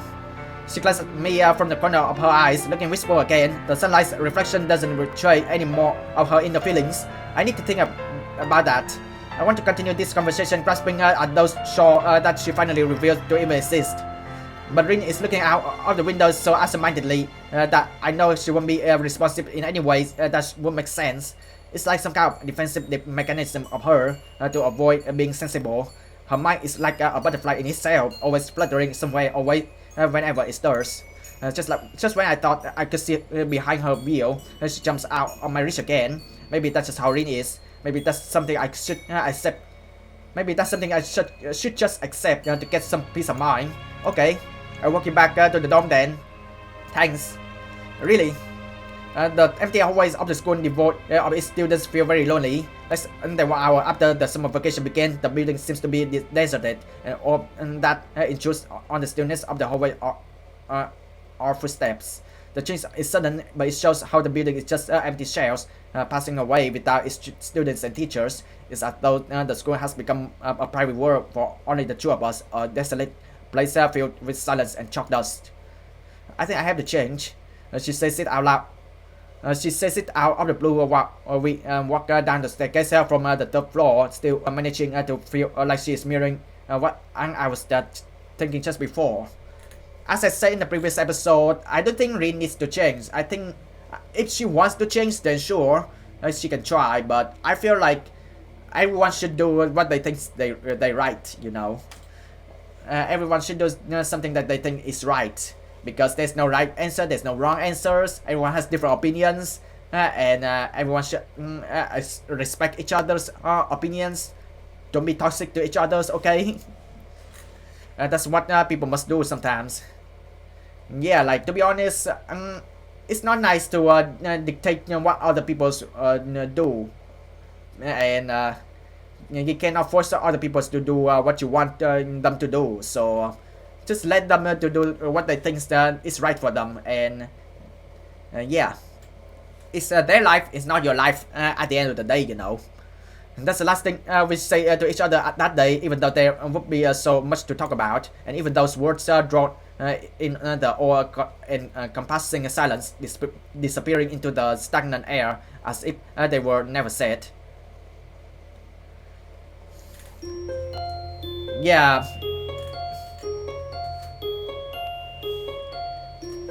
After that is summer vacation, but it's rainy, and rains got wet, and yeah. After the rain, and we reach to a good ending. The pink sky. The first day of my summer vacation is a disappointment. I woke up, water came down from the leaden skies in biblical proportions. I was optimistic at the time. A quick summer showers, I thought. Some torrent of rain for a few minutes, then it's gone. No such luck. Rainwater is relentlessly pouring down from the blue-gray sky outside, streaming down the glass of my window in small brooks and rivers, and gathering together to form miniature ponds on the walkways, just like it has done for the past 2.5 hours. So I've been cleaning up in between, reading a book, packing my stuff on the side when I get bored of the first two. The way it drags my spirits really down too, making it harder to do anything properly. Something bumping quite loudly against my door rouses me from my apathy. I hope it's not Kenji and his crazy indoors bowling alley. I hear no more sounds from the corridor until I walk up to the door and open it. And it was Rin. Thank God it's not Kenji, because he's gonna yap a lot of nonsense that I really want to skip the dialogues. I wish seeing her would evoke some more emotion in me, but for once, I'm too surprised that she came to see me, and for Chu, she is soaking wet. Her uniform shirt is drenched, and she is standing in a self-created puddles. The droplets of rainwater is Droplets of rainwater are dripping from her short bangs and sliding down on her nose until they fall down from the tips, one by one. Hi. How are you feeling? Medium normal. The relative questionability of her statements aside, she sure doesn't look too good. You're wet. It's because I came from the outside. You know it? Why you be outside? It's raining bucket out there. If you haven't noticed. I haven't. It's raining pretty hard though. I was on a walk.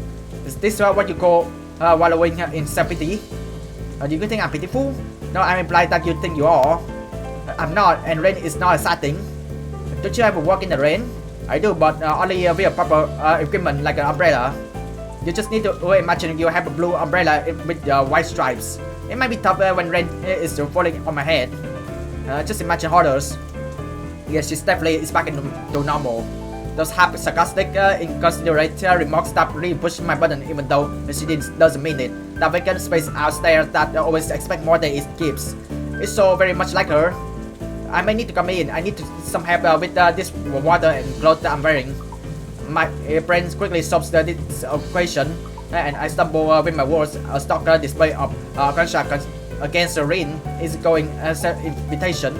But Amy shakes her head vehemently, causing water to sprinkle everywhere. She slept. Besides, she would just worry and fuss until she could not worry and or fuss anymore, which always takes a troublesomely long time. It's in fact longer than I want to hear fussing, and I thought you probably are not the fussing kind. She stomps down on my desk with a squishy sound. Her soaked clothes are making decks and everything on the bed, but she doesn't care. Okay, fine, I'll help you out. I have a towel somewhere. Do you want the dry clothes? It's a uniform fine. I'm taller than you, but everything is fine. With a little searching, I find a fresh uniform and fluffy towels from the depth of my closet. The towel in one hand and the uniform in the others. I turn to face Rin again, uncertain of the next step. There's something wrong with me. A normal guy would just stop worrying. It's not a problem. She cut me off. I really like when a dialogue box does that. Cutting me off by reading the visual novels. She probably could see right through my hesitant demeanors, as if I was completely transparent to her. I pushed my anxiety away and concentrate on the 8 buttons lying on her shirt, just like my has. And we can see the fish swimming. I don't know what that is though.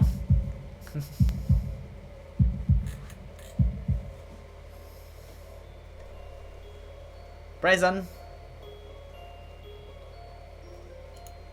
Present is a fleeting and vague concept at best. The moment between the past and futures. That doesn't really mean anything. Thinking too much about things that don't make sense is a waste of time. That's why living the present is always the best option. Besides, for us who can't foresee the future who forget the past too easily, present is really the only proof of our existence. Even though the existence will go on, even if you forget about it for a while, it's good to seize a day, at least every once in a while.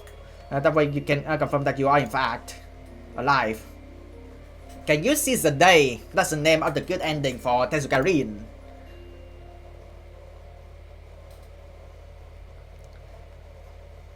I'm pretty sure that the girl who is standing there half naked, staring out of the window of my room, has a much better grasp of present than I do. As for me, well, right now I'm somewhat confused by my present state, since I should try to look at my shirt and not stare at Rin's. But I just can't stop looking at her. She's so close to the glass that her nose is probably going to leave a mark.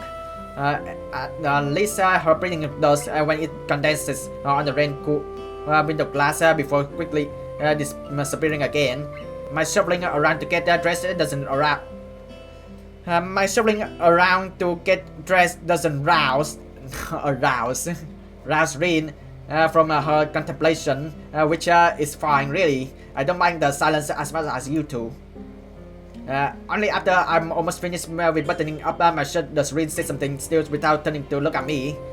Let's go somewhere. Where? I can only assume she is inviting me and not the windowsill, but it's a fair guess. I know. What? Help me get dressed. I think today is the day. Come on, close. Close. What an impatient tone. Come on, you got it up just fine. This is the same, but the other way around. It's like talking backwards. and she talking nonsense, gibberish. Perplexed by her sudden and prodigious display of mental processing capacity, I forget to attempt reversing her gibberish back. I'm pretty sure I couldn't switch to talking backwards that fluently even with some practice. Could you repeat that?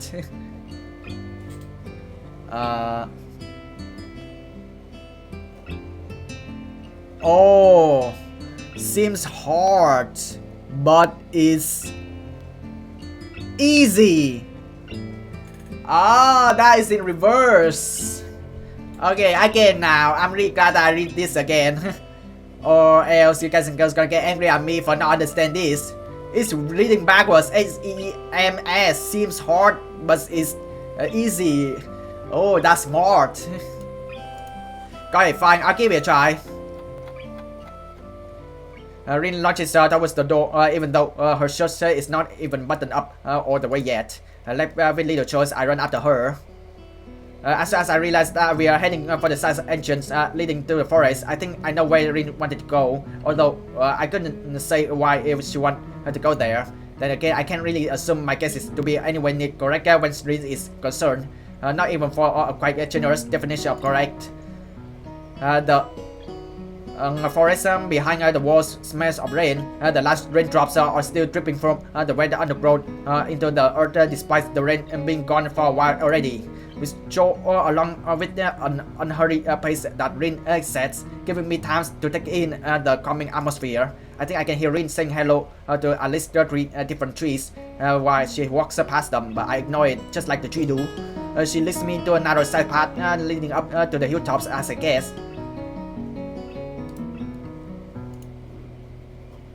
Yeah, as I guess. I picked through the canopy trying to find the rainbow, but there doesn't seem to be one. It's perfect weather for rainbows. The sun is shining low, and rain has passed not too long ago. Well, whatever. I lower my eyes from the treetops to see the comeback of the girl who is climbing up the hill slowly without losing her balance. A few steps ahead of me on the path, but still within my reach. I don't think I ever could reach a rainbow, but reaching Rin, it seems less impossible than it used to seem. The clear skies greeting us from above, the meadows clearing seems vast and beautiful. A strong wind is hurling the rain clouds away from the town to the other side of the mountains in the distance. The sight is pretty, but a speck of white flies past the edge of my peripheral visions, but when I turn to look, it's already gone. Another follow and a third. Before I realize it, a dozen of almost invisible small tubs of white are flying all around us. Look, the flowers. I see it now. The sea of dandelion that covers the hilltops on our last visit has changed over the days. Where there was bright yellow before, there is now fluffy white. Some of the flowers have already shed their seeds, but many are still waiting for a suitable gust of wind. Today, those gusts are not in short demand. Every now and then they shake the grass thoroughly, and suddenly the air is thick with dandelion seeds. One by one, the seeds separate from the flower heads and are lifted away. A commonplace event, but one that seems to fascinate Rin for some reason. She's turning her head from side to side, marveling at the change happening all around her as a seed flies away. I watch them too, following the white tops floating with the winds toward the horizon, and imagine that I can see them even after they disappear from my sight. Hisao, what is it? Do you love me?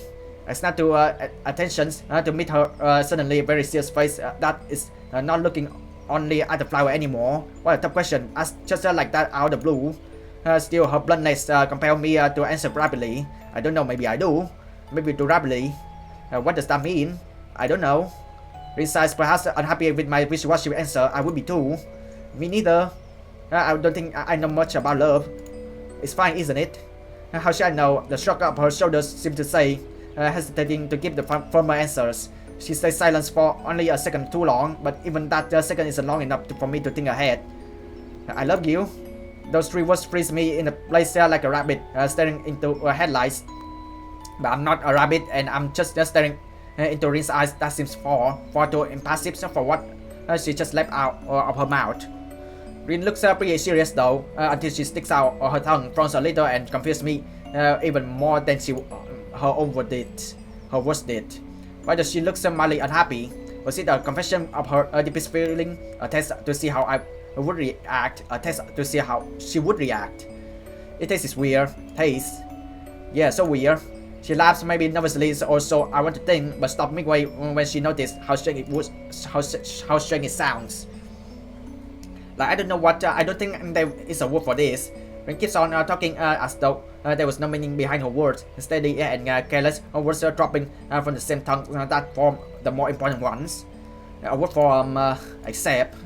It's like she can't find a word. Rin just keeps staring at me, stumbling with her words as if her brain suddenly grounds to a halt. She looks awfully confused, much like how I feel right now as I wait for her to explain. But she doesn't. She just blinks a few times, the flutter of her long lashes catching my fancy because she looks like petrified otherwise, until I realized what they were fighting against. It's those it's the weird tears again, not associated with sadness or happiness, not pitiable sobbing, no laughter or joys. Yeah, I can see that. Just tears spontaneously and without warning, like that one time in her classroom. Just feel them not enough to make a fuss about, so Rin doesn't make a move to hide them even after noticing. Rin cries, looking like she has no idea why, and somehow a great uneasiness grows in my chest when I look into her watery eyes that stare right back at me. It petrifies me too, the shock of the incomprehensibilities of this situation. I just don't know what is happening anymore. Rin was wrong. She shook her head in confusion, stumbling to get the words out of her mouth. Sorry, I might be a little afraid of you. The words are muttered slowly with a small voice that is as disbelieving of what is saying as I am. But why? I don't know, saying that just make me feel like that. People cry when they are afraid, right? See, I can do it too. She averting her gaze now, deliberately not looking at me. It bothers me, at least as much as what she is saying. I sometimes really wanted to run away so badly, but I can't move. It's like my leg turned into lemon panna cotta pudding, and my heart feels like it's going to explode. And she slumps her shoulders melancholically. Has a thing like this ever happened to you? I remember the leaden skies above the frozen forest and the sounds of the leafless branches clacking against each other's. It's like memories from another life. Yeah, once. My heart hurt a lot back then too. But I thought your things was not contagious. I shook my head and a tiny, slightly forced smile rises on my lips. The other elements of my heart could very well be contagious, and I wouldn't care a bit. What you're afraid of? I never thought I was scary. Rin shakes her head desperately, as if knowing that the tangle inside her mind would be undone with just that. Can make me feel that I should be someone else than me. It's a scary thing. It happens when you're being nice to me like yesterday. I never know what to do that time like that. It's hard. Her voice is barely audible, a whisper admission of something that is too embarrassing to even think, not to mention to say aloud.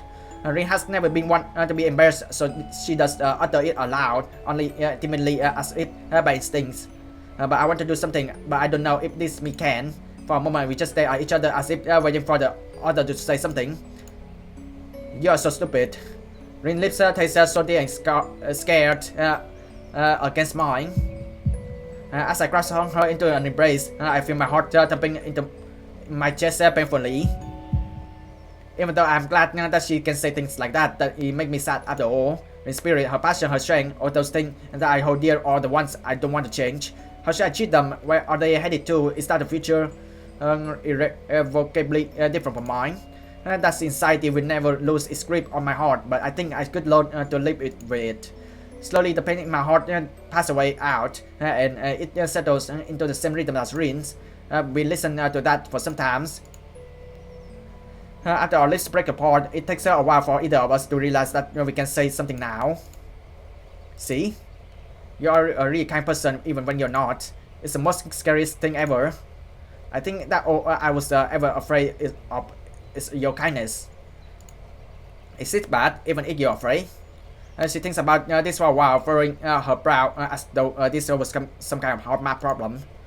No, I'm alright with it. It's fine if it's you. Like a weight lifted from my chest, her words elate my heart, filling it with I don't know happiness. What else could it be? This time my smile is genuine. Rin stepped back, smiling gently at me like I do at her. Once she wipes her face on her shoulders, I pick up a round, plump dandelion clock and bring it to my purse lips and blow it out.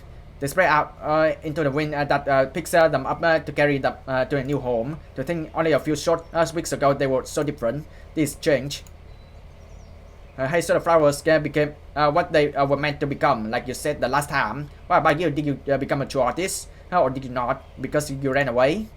She pauses for a while to ponder my questions and shrugs her shoulders. It almost makes me laugh. The carefree easiness of her gestures is a lovely thing, a sign of how Rin can, truly and really, without any restraints whatsoever, shatter the entire weight of the world from her shoulders should she wish so. She is in every possible and probably feel impossible way free, and I think I might love her for that. I don't think it matters. Let's just watch the class for the day. And that leads to a good ending. The pink skies, dandelion flying.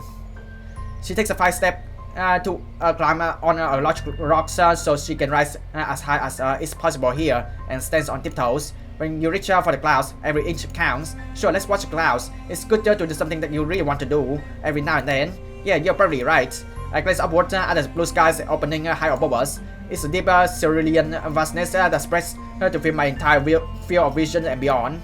Yet Rin stays on the rocks, peering at the distant horizon where the rain clouds are dripping farther away from us. I have decided something. The dreaming voice of hers, spoken to the wind that carries it to my ears, is lacking in resolve in tones, but is full of it in meaning. It's alright to be me after all.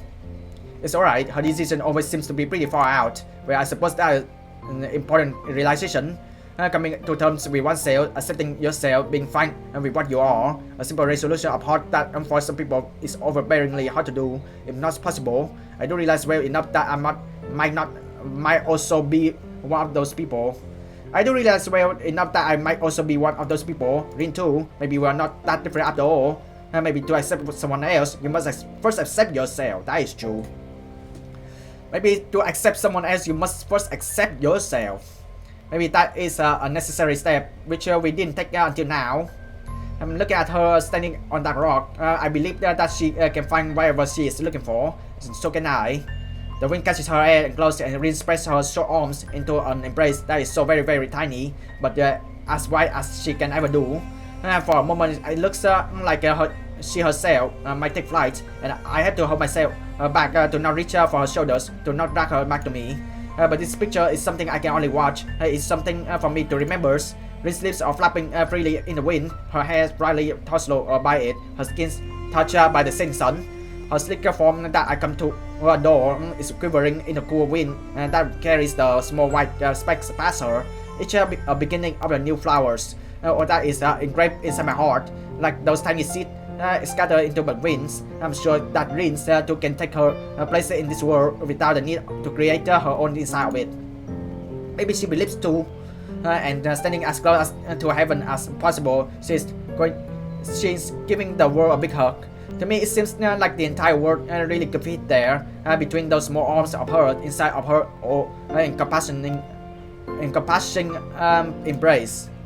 Hisao. She looks at me in the same way she calls my name, carelessly over her shoulder with strange happiness in her voice and her eyes. I gaze into those mysterious dark eyes that are curiously twinkling from below her auburn hair. Although I'm not too far from her to see it, I'm sure they are reflecting my image. Why is it? What's the word for it when it feels inside your heart that everything in the world is alright? Yeah, what's the word for it? Sisterly?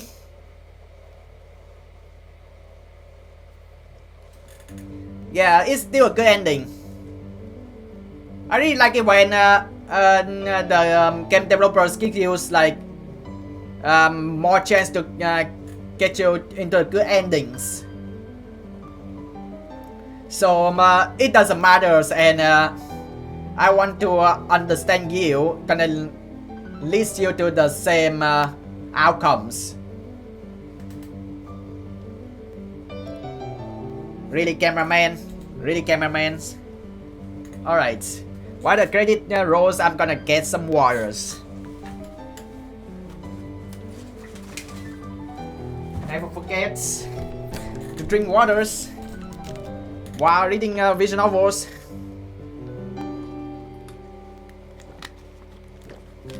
Never forget the waters while gaming, and always stay hydrated.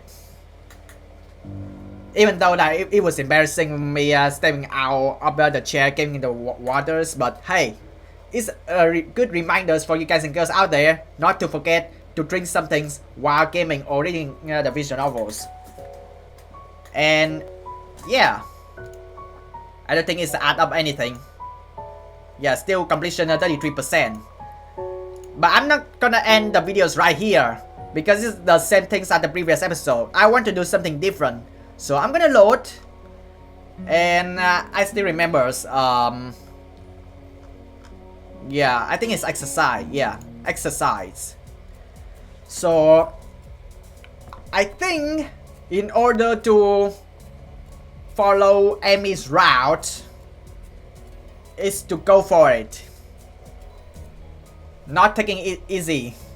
So what happens before is the doctors tells Hisao to do exercises, and yeah, Hisao has weak heart condition, but still exercise is important. But in the first run, I explained that yeah, even though you had a weak heart condition, you have to take it easy because you never know if there's something's wrong midway, and you speed up too fast, you run too fast while you're having weak heart condition, and you suddenly have trouble breathing, and well, that's for the lung, but you have trouble to actually feel your heart, you know. So for those who new to Katawa Shoujo's, the visual novels, our main characters Hisao having weak heart conditions, and Amy's only have prosthetic legs, Rin only have legs, and she didn't have arms. She doesn't have arms, and there are other characters. Shizune's cannot speak, so she has to ask Misha to help our main characters Hisao to understand, having everyone to understand as well. And I also remember there's a fan service scene when Shizune's and Lily's argue to each other, you know. But yeah, that's gonna be the storyline for the other days. But today, for now, I'm gonna go for it. What happened earlier is, yeah, the doctors asked Hisao to do exercise, even though Hisao has a weak heart condition, but still exercise is important. But Amy's want to speed up, want to race with Hisao, and my first run is to take it easy, and that's maybe make Amy's not happy. So I'm gonna go for it. What am I doing here? Am I just really just going to follow and let Amy pull ahead? I speed up. The second lap's done quickly and without even considering it. I keep going. Amy looks back over her shoulders at me and grins. Still going? Would depend. You wouldn't want to think I'm out of shape. Yeah, that's a breathing, heavy breathing, weak heart condition, then have to speed up. Amy laughs without breaking her strides no less and speed up even more. Well, if this is the way we are going to play things, I increase my own pace as well. I can feel my lung burnings. Yeah, and my legs are starting to question just what the heck am I doing. I think I'm doing. Like the acid screams in my muscles, but I close my ears. I can't let myself fall behind, because that would be a loss. The rational voice in my head inquired mildly just when we started playing the games. I answer it, but I'm having a lot of trouble thinking I'm present. She's so fast, how the heck does she keep it? See that? See what I'm talking about? You have weak heart condition and then you're speeding up too much. It's like a string pulling at my chest, a choking feeling of narrowness and pain. Before I can think of anything else than oh crap, the track disappeared from under my feet. I stumble, one hand shooting down to clutch at my chest, the other hitting the track to keep me from falling on my face. Amy whirls around and her eyes widened. Hisao. I really like the sound effect on the looping sound effect to become faster. It feels like the characters like, oh my god, someone's in trouble. You're gonna come and help him. The sound effect is doing so good, and I really like the rotoscope, as I mentioned so many times before. You know, she yells at me, sprinting from the other side of the track. What's wrong? Nothing. Just keep your breathing steady. Calm down. Don't panic. Don't panic. Do you need me to get a nurse? I close my eyes, shutting out the outside world. No, you have to open your eyes. Calm down. If you close your eyes, and it's gonna be dangerous, you know. I heard that when you're in troubles, like when you close your eyes, when you are unconscious, that's when and yeah, you know, you may be passing out, or you may be passing away, and at any time soon, and it's really bad. So always stay calm. If anything goes wrong, always stays awake, stay conscious, and yeah, stay. Don't go to sleep when you're injured, or don't. I mean, especially like when you having a weak heart condition, you know, like in this situation, like keep staying awake, don't go to sleep. You need to stay calm, try your best to stay conscious as possible, and hopefully have someone to come for help, you know. My heart struggle to regain its rhythm. Slowly the pain in my chest begins to subside, so it's gone like nothing happens. It was nothing. No, something happened here. Something happened there. I open my eyes again and glance at a very worried Emmy. I think I'm fine. No, you're not fine. My voice sounds weird even to myself, only even a matter of fact, it makes Emmy frown. I don't think you are. She seems to come to a decision and nods to herself. Right, you're coming with me. You gotta see the nurse. Emmy grabs my arm and drags me up. I feel a bit wobbly, but I refuse to the shoulders Emmy offer for support. Honestly, I'm a little ashamed by my own weakness. I really rather not have any concern about me, but it seems to be too late. Heck, I really rather not have anyone concerned about my conditions, though at this point it seems to be too late for that as well. I like to be able to deal with the whole thing on my own, without being bothered to anyone else. While I'm wishing for things, I'd rather not have this condition in the first place. Nurse. Amy crashes into his office without knocking, but it doesn't alarm the nurse in the least. Good morning, Sunshine. What's up? Sunshine. Anyway, he calmly sips from his coffee mug, but lays it down after throwing Amy's gaze to me looming in the doorway. Hisao, what brings you here?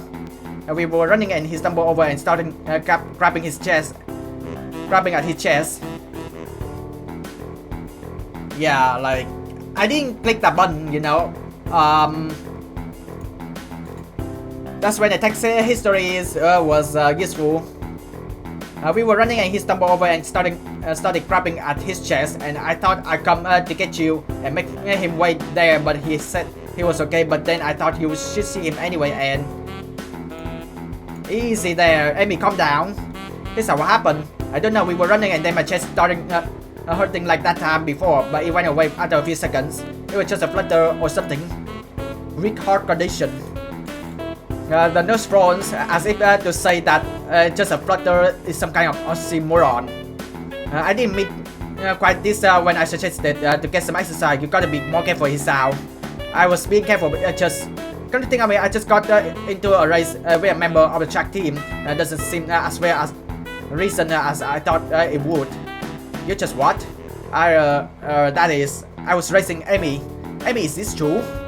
Amy features looking adorably contrite. Well, finally she can't seem to bring herself to say aloud and merely nods. The nurse just sighs and rubs her at his forehead with one hand tightly. Amy, you gotta be more sensitive to the limits of the others. I don't know if he told you, but Hisao has a bad heart. And getting him to raise you was incredibly irresponsible. Actually, I started it. The nurse is stunned by my statement. You what? He was just running and Amy started to pull away, so I sped to catch her. The nurse stares at the ceiling, mutters prayers for patience. to some god or another and looks back down at the both of us. So you're both stupid. That's a comfort, I guess. Now come on, Hisao, I got to make sure that your heart is not going to explode or something.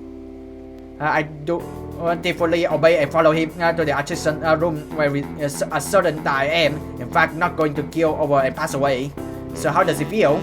I don't know, nothing much tired, but it might be just from the exercise. You should stay here for a few hours and rest, and we'll see how you feel after that. I'm not going to object, so I lie down on the infirmary bed. No class today, so just staying in the nurse room and have your heart checked. A thoroughly miserable image comes in after getting an earphone from the nurse in the other rooms. I couldn't hear what he said through the closed door, but I'm sure it wasn't pleasant cheese. Look, I'm really sorry. I should have been more careful. Hey, you didn't know it's not your phone. She looks awfully down and sorry, and my reassurance don't do anything much to cheer her up. I want to make it up to you against with that decision not. So you have to come to lunch with me. I'll bring it for you, okay? It's something really good. I stop you don't have to, but then shut up and just nod at her when I see her face. I'm not gonna lie though, Hisao, you really need to eat. You really need to drink, especially when you're doing sport. Don't forget waters.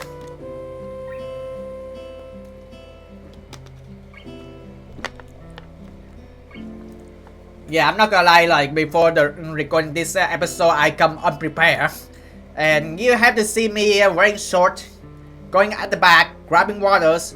But that's okay, I'm just gonna keep it as is, because it reminds you guys and girls not to forget to drink waters while gaming or reading visual novels.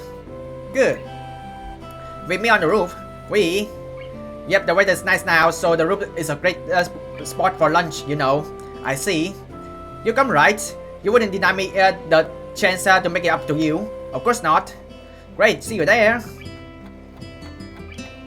I stay afloat somewhere between asleep and awake, feeling completely drained.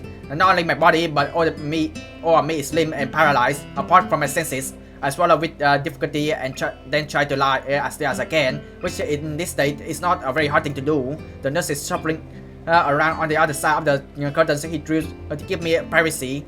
I can see his shadows just shifting about in the sunlight. He has opened the window of his office. It's windy outside. The clean white curtains flutter in the breeze in a heavy lazy motion, like waves, like ships through them slowly, half absorbing into the fabric. I close my eye. The breeze on my face feels like a soft fabric on my curtains. I listen to the sound of my heartbeat for a moment, trying to shut out the sound of the nurse tapping away on his computers and my own heavy breathing. It's steady. Dang it, not even a week and I end up like this again. I really screw up this time. Should know better than to play the half-baked sports star in front of the real one. And why did I try to act brave? Like the heart flutter was no big deal, even when it was obvious that it was just a reflex to push it away to keep it inside. I didn't want it to happen. I didn't want Amy to see it. Stupid. I have to be more careful or if we end up in the hospital again or worse. That's my final thoughts before I give in to my tiredness. And black screen.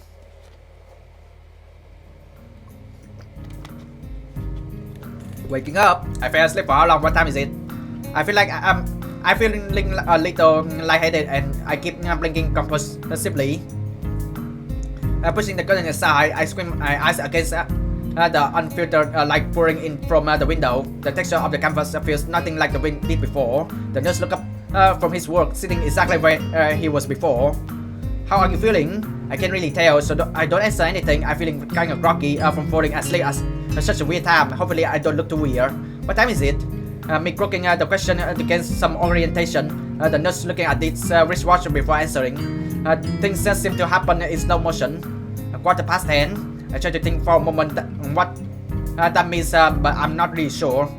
You didn't answer my question, Hisao. Oh, fine. Come down from that bed then, and let's see how you're doing. Don't.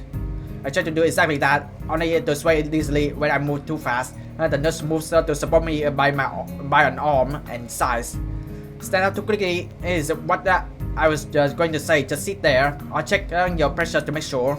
My good intentions sure lasted for a long time. I shut up, embarrassed with myself, while the nurse gets busy with an old-fashioned contraption in my arm. After a couple of minutes, he puts it away, looking neither pleased nor unhappy. You're alright, has stopped spinning? Yeah. Good, and how are the contents doing? You didn't show very good judgment out there, Hisao.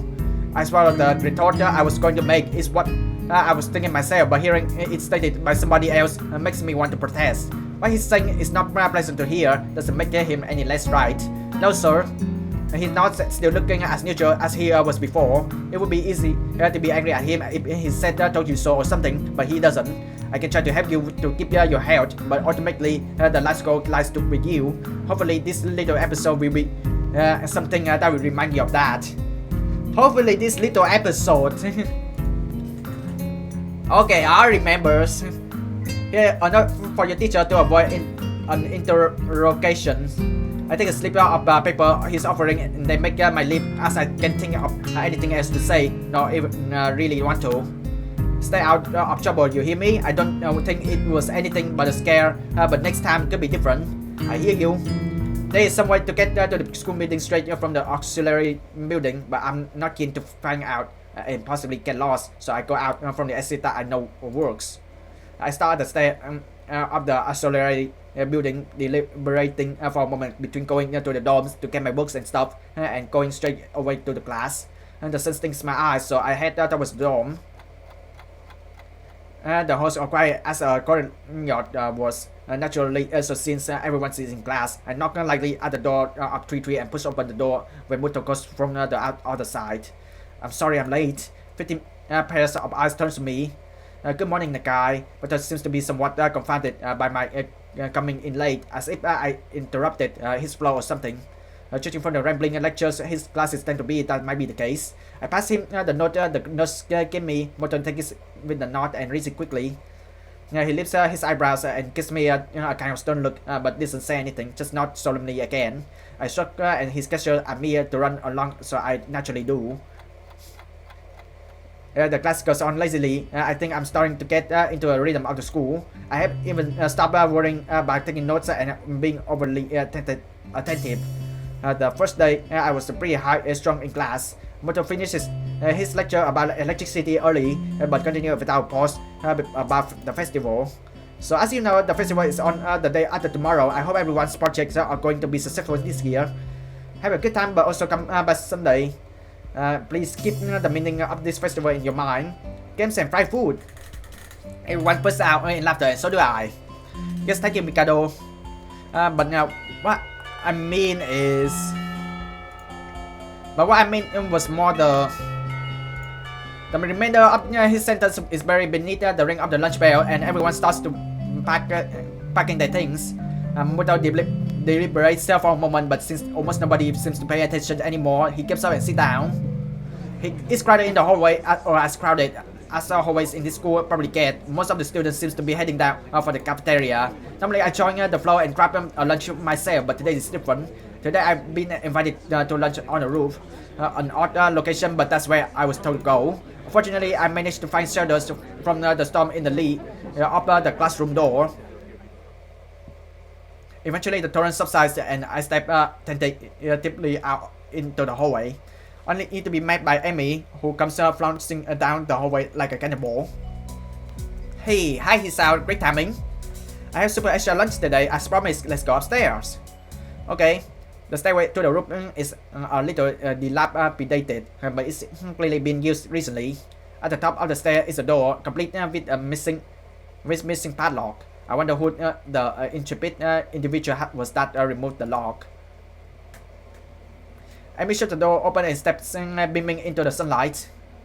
Suddenly, a tall dark stranger appears out of nowhere, standing oppositely in front of us. Amy flinches back, almost falling back down to the stairs. Ick, hello. Yipes, you scared me, Rin.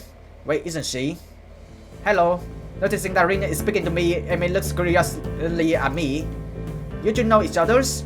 I look confusedly at Amy. She's that friend of yours. Rin has turned her gaze towards the clouds dripping above the school. I didn't know you knew this person, Amy. The awkward silence lasts only for a few seconds until Amy lets out tiny giggles, shrugging the coincidence off. I invited Hisao for lunch. If you know him, that's just better. Or does this mean I don't get food, or did you invite him for lunch without lunch? Neither. I have food for 3. Nice thinking. Nice thinking. Nice timing. They walk to the other end of the room while I stay at the clock tower for a while, taking in the atmosphere. There is nobody else but us here. I guess the room is not as popular as it is in other schools. A few rundown benches and tables are scattered around the edges, perhaps in an attempt to make the rooftop look less desolate. The small pebbles covering the roof rattle beneath our feet. I peek through the chain link fence to take a look at the school grounds and beyond.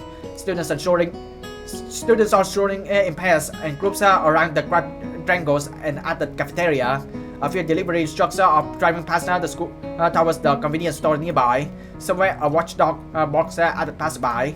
Somehow, when I look towards the town center, and the small town feel strikes me very strongly, almost palpably. The hectic lifestyle of big metropolises seems so far away and foreign here. Nobody has to run to catch a bus like their life depended on it, or get their senses overloaded by the neon lights and traffic jams. I feel surprisingly optimistic about this new life of mine.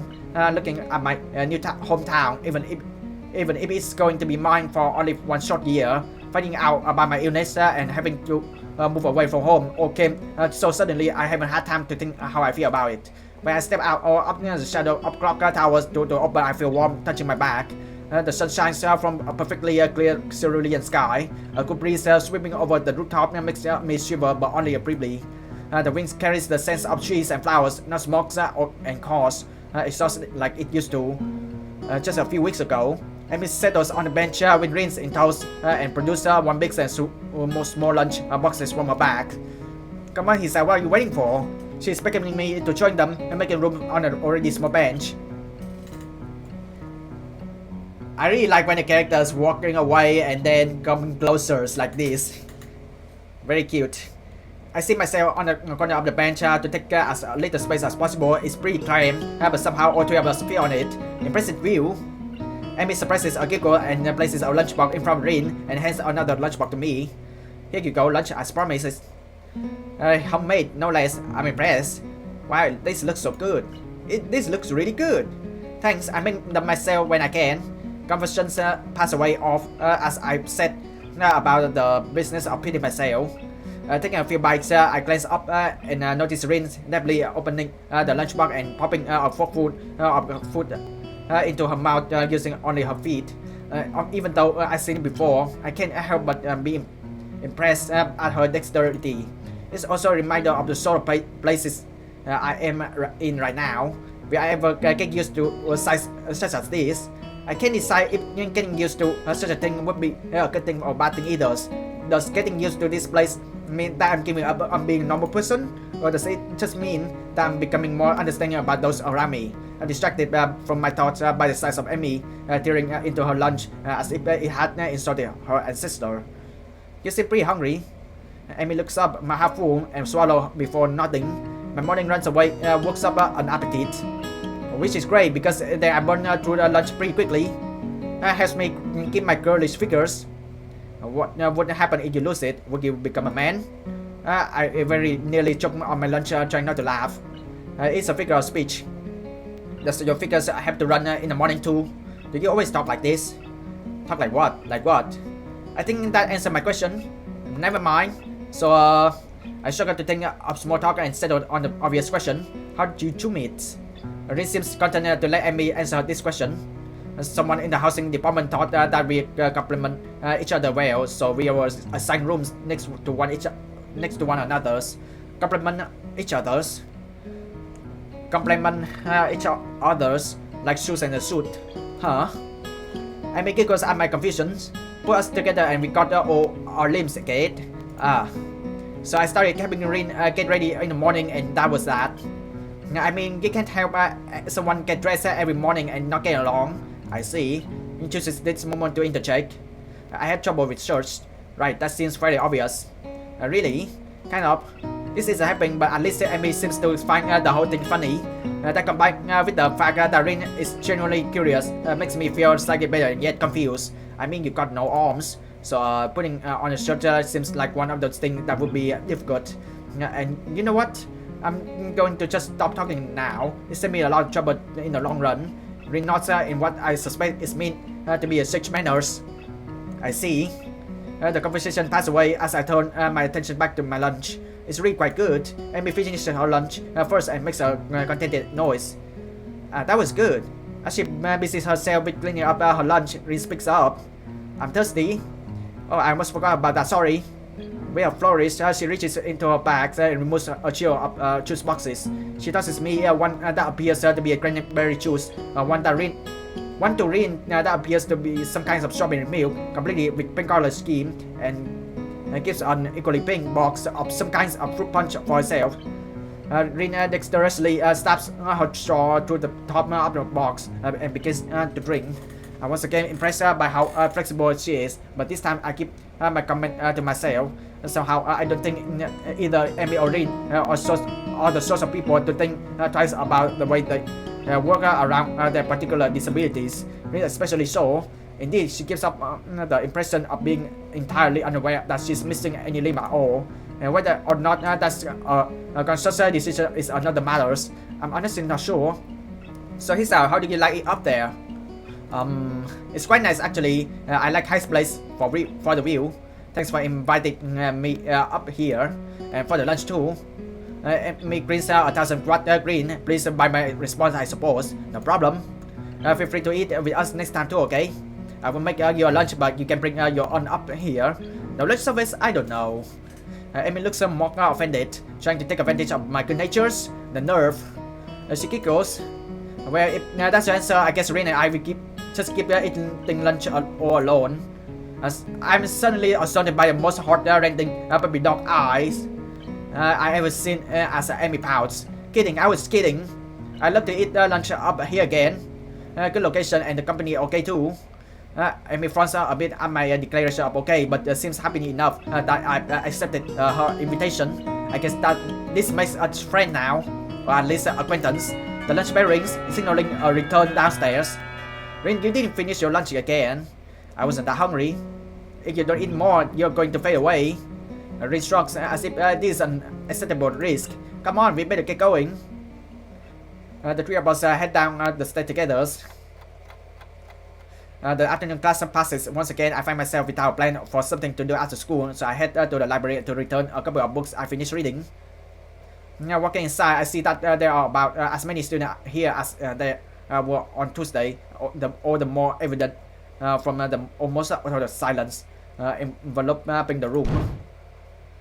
And the Miss Library becoming clumsy again. As I drop the book I borrow into the return slot in the counters, Yuko suddenly pops up from behind it, quite startled from the banging that make as they hit the trolley next to her. Sorry Yuko, didn't mean to startle you. No, that's fine. It happens a lot. I'm used to it by now. Can I help you? Can I help you? It's okay. I think I know where everything is. Thanks anyway. I suppose I grabbed another book or two while I'm here. There's not much else to do, and after reading so much during my stay in the hospital, it's become a hard habit to break. I wandered down to the fiction section towards the back of the library, scanning the bookshelves for anything that catches my eyes. As I do, I look over to the corner where Hanako had been the last time I was here, not really expecting anything to come of it. Surprisingly, though she's there, absorbed completely in a fairly thick book, I decide against intruding on her like last time and get back to finding reading materials.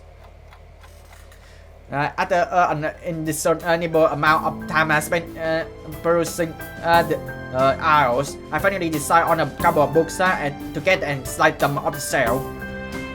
With a minimum of fuss, I quickly walk over to the counter, check out my books and pop them into my bags as I walk out.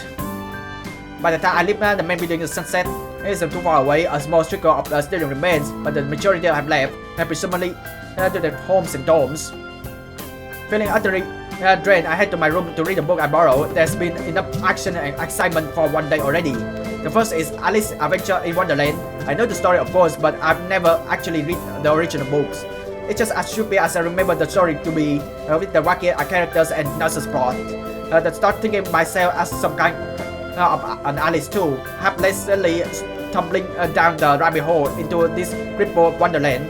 Okay, that's a rather strong expression. Still, the isolated location and the overt way the school accommodates to absolutely everything is unsettling. It's like another world. I wonder why I can't shake the feeling of being an outsider like Alice, despite most everyone being so hospitable and friendly with me. Turning another page, my mind starts tripping further away from the book. It's quiet. I can hear my heartbeat thumping against the fabric of my shirt. The fabric of my shirt. For some reason, it makes me feel really bad, like it has since that time in the forest with Iwanako. Like I was locked in the cage with something nasty and scary. And night falls.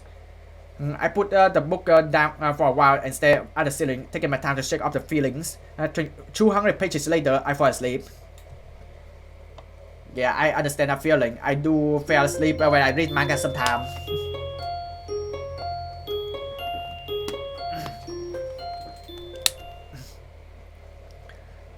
Are we in the right track? Because I raced with Emmy. The student rose into class for the Saturday morning session, each and every one of them sporting the tired eyes of people who have worked through the night. We only a day left to prepare. I suppose it's not so surprising. Thankfully, we only have to suffer through classes until the lunch break, and then our time is our own. With our lunches into class in tired staggers, I suppose students are the only people here that enjoyed their late Friday nights. Without saying a word, he scrolled some page and question numbers up on the board and some down at his desk. It's completely atypical behavior for him, but it appears that no one in the class is going to call him out of it. Wordlessly, the student shuffles their textbook into position and get to work. Not wanting to break the trend, I do the same. Fatigue has made the class antisocial. Now a peep is heard among the ruffling papers. That can be partly be attributed to the two empty seats beside me. For some reason, Miss Shazin is usually on present, probably doing constant workout for the festival. It's very quiet without Miss present. I wonder if she was born as ready as she is, or if she is making up for her seasonal lack of voice. And can I speak to you for a moment? I'm so engrossed in thinking about Misha that I don't even notice Muto approaching my desk. Sure, what's it about? It's probably better if you speak outside the classroom. Sure. Something about this doesn't sound so good, but I stand up and follow him out into the hallway. Muto stands in the hallway, scratching his head as he walks out what he's trying to say, not knowing what's going on. I wait silently. I heard now from the school head notes that you had an incident the other day. So it's about that. Well, kind of, but it's not anything to be worried about. I'll be careful next time. Yes, it is. Anything that can endanger your health is something to be worried about. We try our best here to prepare you for life here. Part of that now involves knowing your limit and how to work around them. It would be remiss of me if I didn't speak up about this. Alright, again, I'm sorry. I'll be careful next time, okay, teachers? Muto closes his eyes in frustration, and I realize that this probably wasn't the best thing to say. Something tells me that you're not sorry. Pretend as much as you want, but this isn't a normal school. A lot of people have put in a lot of time, effort, and money to make sure that you and every other student here can have the same level of education as superiors. For you to abuse that by throwing out advice, especially medical advice, is plain selfish. I'm not quite sure if this is actually how he feels, or if this some act that he's practiced many times to kill strip students into doing the right thing. Either way, it's working. I understand this only to me. I apologize. I know my limits now, and I'll be sticking to them. Muto appears to lighten up a little, satisfied that his message has been received. So then, after my next question, how are you finding your study? I understand you would like it up for a while. We're not too far ahead, are we? I don't really think so. I tried to give up when I was in the hospital, so it hasn't been too hard. Muto taps his chin and raises an eyebrow as he absorbs this information. Is that so? I suppose there are still students out there who realize the importance of learning. I wouldn't go that far. I was only trying to keep myself occupied in my little life support prisons. Well, yeah, you got to keep up with this feeling, right? That's exactly it. One wrong move in this world and you're left behind, right? Alright, you wouldn't want that to happen. No, you wouldn't. Every week there's a new scientific discovery. Most of them mean nothing to the lay person, but any one of them could be the key to the next big things. I'll keep that in mind. It's obvious that Muto's serious talk is over and he's come back to his standards. It's like they scatterbrained approach to life. I think in hindsight that I prefer him this way. He's slightly more predictable in his unpredictabilities. Well then, I think that's all I really had to say. Let's get back inside, shall we? My relief at that suggestion is unsurmountable. Sure, you're the boss, right? Muto's pauses for a moment. I don't think any of my students have ever said that to me before. For an instant, I consider replying to this, but something deep within me tells me to shut my mouth and get back into the classroom. A few of the students jump at the sounds of the door, rapidly trying to pretend that they're working on the question on the board. Some don't even bother, their heads slump on the desk as they nap. Thankfully, it would appear that Muto does not even notice them. He returns to his desk and retrieves a scientific journal from one of the drawers. I guess I got him there. The class returned to near silence at Muto and I left it in before our chat. Mixed feeling of tightness and anticipation bursts around the room. Everyone here is either waiting for a chance to rest or the chance to get their last minute preparation underway. The clock on the wall slowly ticks the remaining class times away until finally the bell cries out, ending the torments. Before you all leave, I expect the answers for those problems by Monday. The class sighs as one, instantly regretting slacking off, but still acutely aware of the more pressing issue at hand. The classroom empties in the blink of as everyone rushes into the last minute festival preparation. I stay behind and try to quickly finish the question so I don't have to bother with it over the rest of the weekend with the festival on or tomorrow. Apart from me, Hanako is the only one left, obviously waiting for Lily. It's weird that Lily comes all the way to our classroom and pick her up. I expect that moving around is at least nominally harder for her than it is for Hanako. But it's not my business. I naturally don't ask about it from Hanako. Despite the relative proximity of our seat, neither tries to strike up the conversation about that or anything else either. So an oppressive silence falls upon the classroom. Time pauses in silence. It's probably just 15 minutes or so, but it feels longer. I turn pages on my notebook. Hanako turns pages of the number she's reading. My pencil light splinter against the paper just when I was about to finish a paragraph.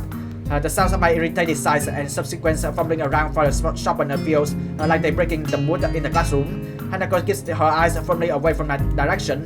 Before long, Lily's tall figure appears in the doorway. Hanako. Her name is all it takes to make Hanako jump up from her desk and run to Lily. They talk quietly for a moment, but it isn't long before Lily dips down the hall and Hanako either backs into the classroom, taking her seat once again. I watch Hanako out of the corner of my eyes out of sheer curiosity at the idea that the two would be separated. For a couple of minutes, she does nothing but sit with her chin in her hand, staring at the desk dejectedly. The boredom evidently becomes too much for her though, her slender frame reaching into her bag and pulling out a small book. Come to think of it, that isn't the one I saw her reading at the library. She must be quite a fast reader to get through them at this rate.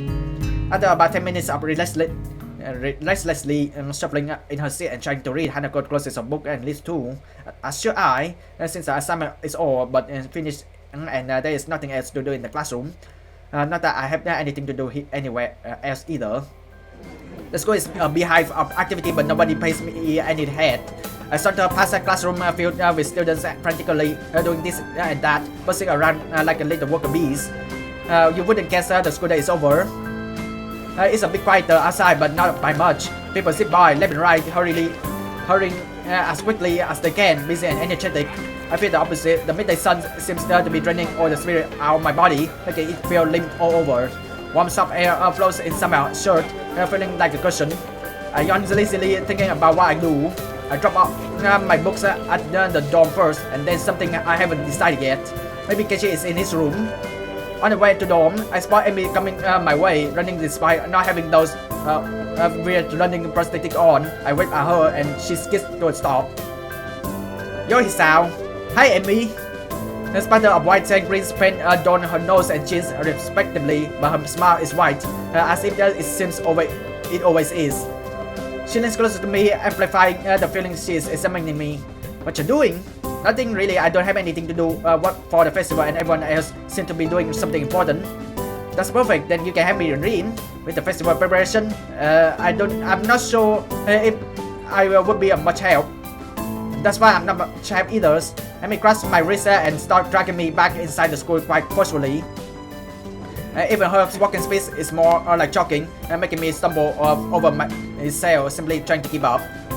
The stairs slow Amy down a little bit, maybe it's harder to climb with her legs, or maybe she finally runs out of breath. We go all the way back to the third floor and to the seniors' hallways, ending up where I left 5 minutes ago. I could just as well have stayed here waiting for Amy had I known. So are you? Is Rin working on that mural still? That's right, she needs all kind of pens and brushes and stuff, so I went to get them from the art classroom. And you need me to help with that? Well, Rin told me you have already helped her, so I thought you wouldn't mind. I see. So thanks to Amy flaky logics, here I am again collecting stuff from the art classroom for the other people. The room is empty apart for ourselves and the lonely spectre of dust floating in the air. Amy skips straight away to the back walls, digging out tiny crumpled pieces of papers from her pocket. While she's trying to make sense of the score handwriting, I take a closer look at the material lying around here. Those pens and cans and bottles are arranged on the shelves in the most unorganized fashion.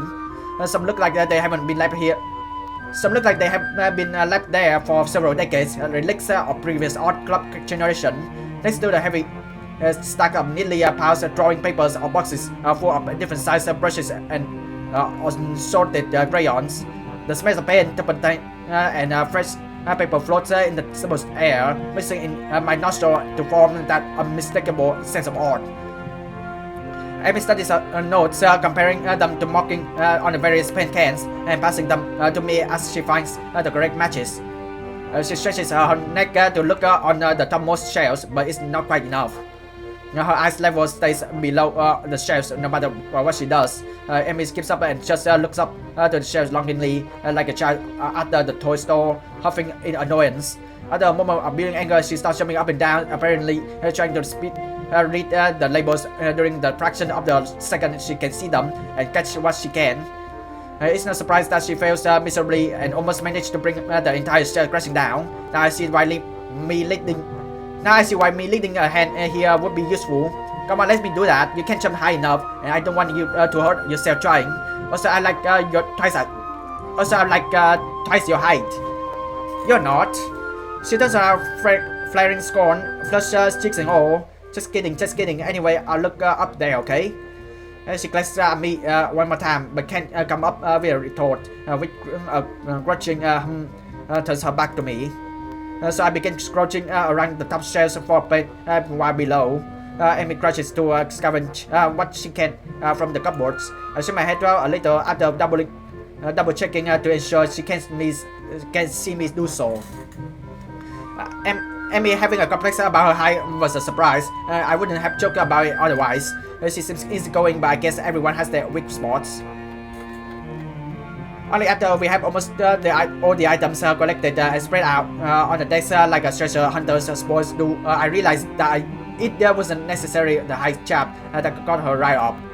She might not like to be told that she can do something like jump. But Amy herself seems to have forgotten all about it already, quick to anger, quick to forgive. Is she that type of person? At least she doesn't seem to have taken anything to heart, as she chatters away happily while we pick up the rest of the items and then make our way back to Rin. I chivalrously carry the book of the material as we make our way towards the dormitories. Rin is really stressed about getting her painting done. It's her own fault though. She should have started earlier. Is she going to make it? No idea. It looks good on me. It looks good to me, but Rin, you never know what's going on. I found her in this morning lying in front of the dorm in fetal position. She hadn't slept all night. I can't believe that the night nurses had found her. And now she's painting again like crazy. Yeah, I've noticed that she come up as kinda unhinged, so to speak. I make it goes at that, as well as at my likely too obvious awkwardness. I don't mind it, she's just a little weird sometimes. On that I can agree with her. Unlike me, Amy seems to be cool with Rin, whatever it is that feels so off about her. Still, they don't feel close like Misha and Susan do. With them working as a single entity, sometimes it's hard to say where one ends and the other begins. Even though they're so different, just like Amy and Rin are. And Rin is the most and Riz is the most different of them all, different from anyone else I met. Yeah, I guess she is a very unique person.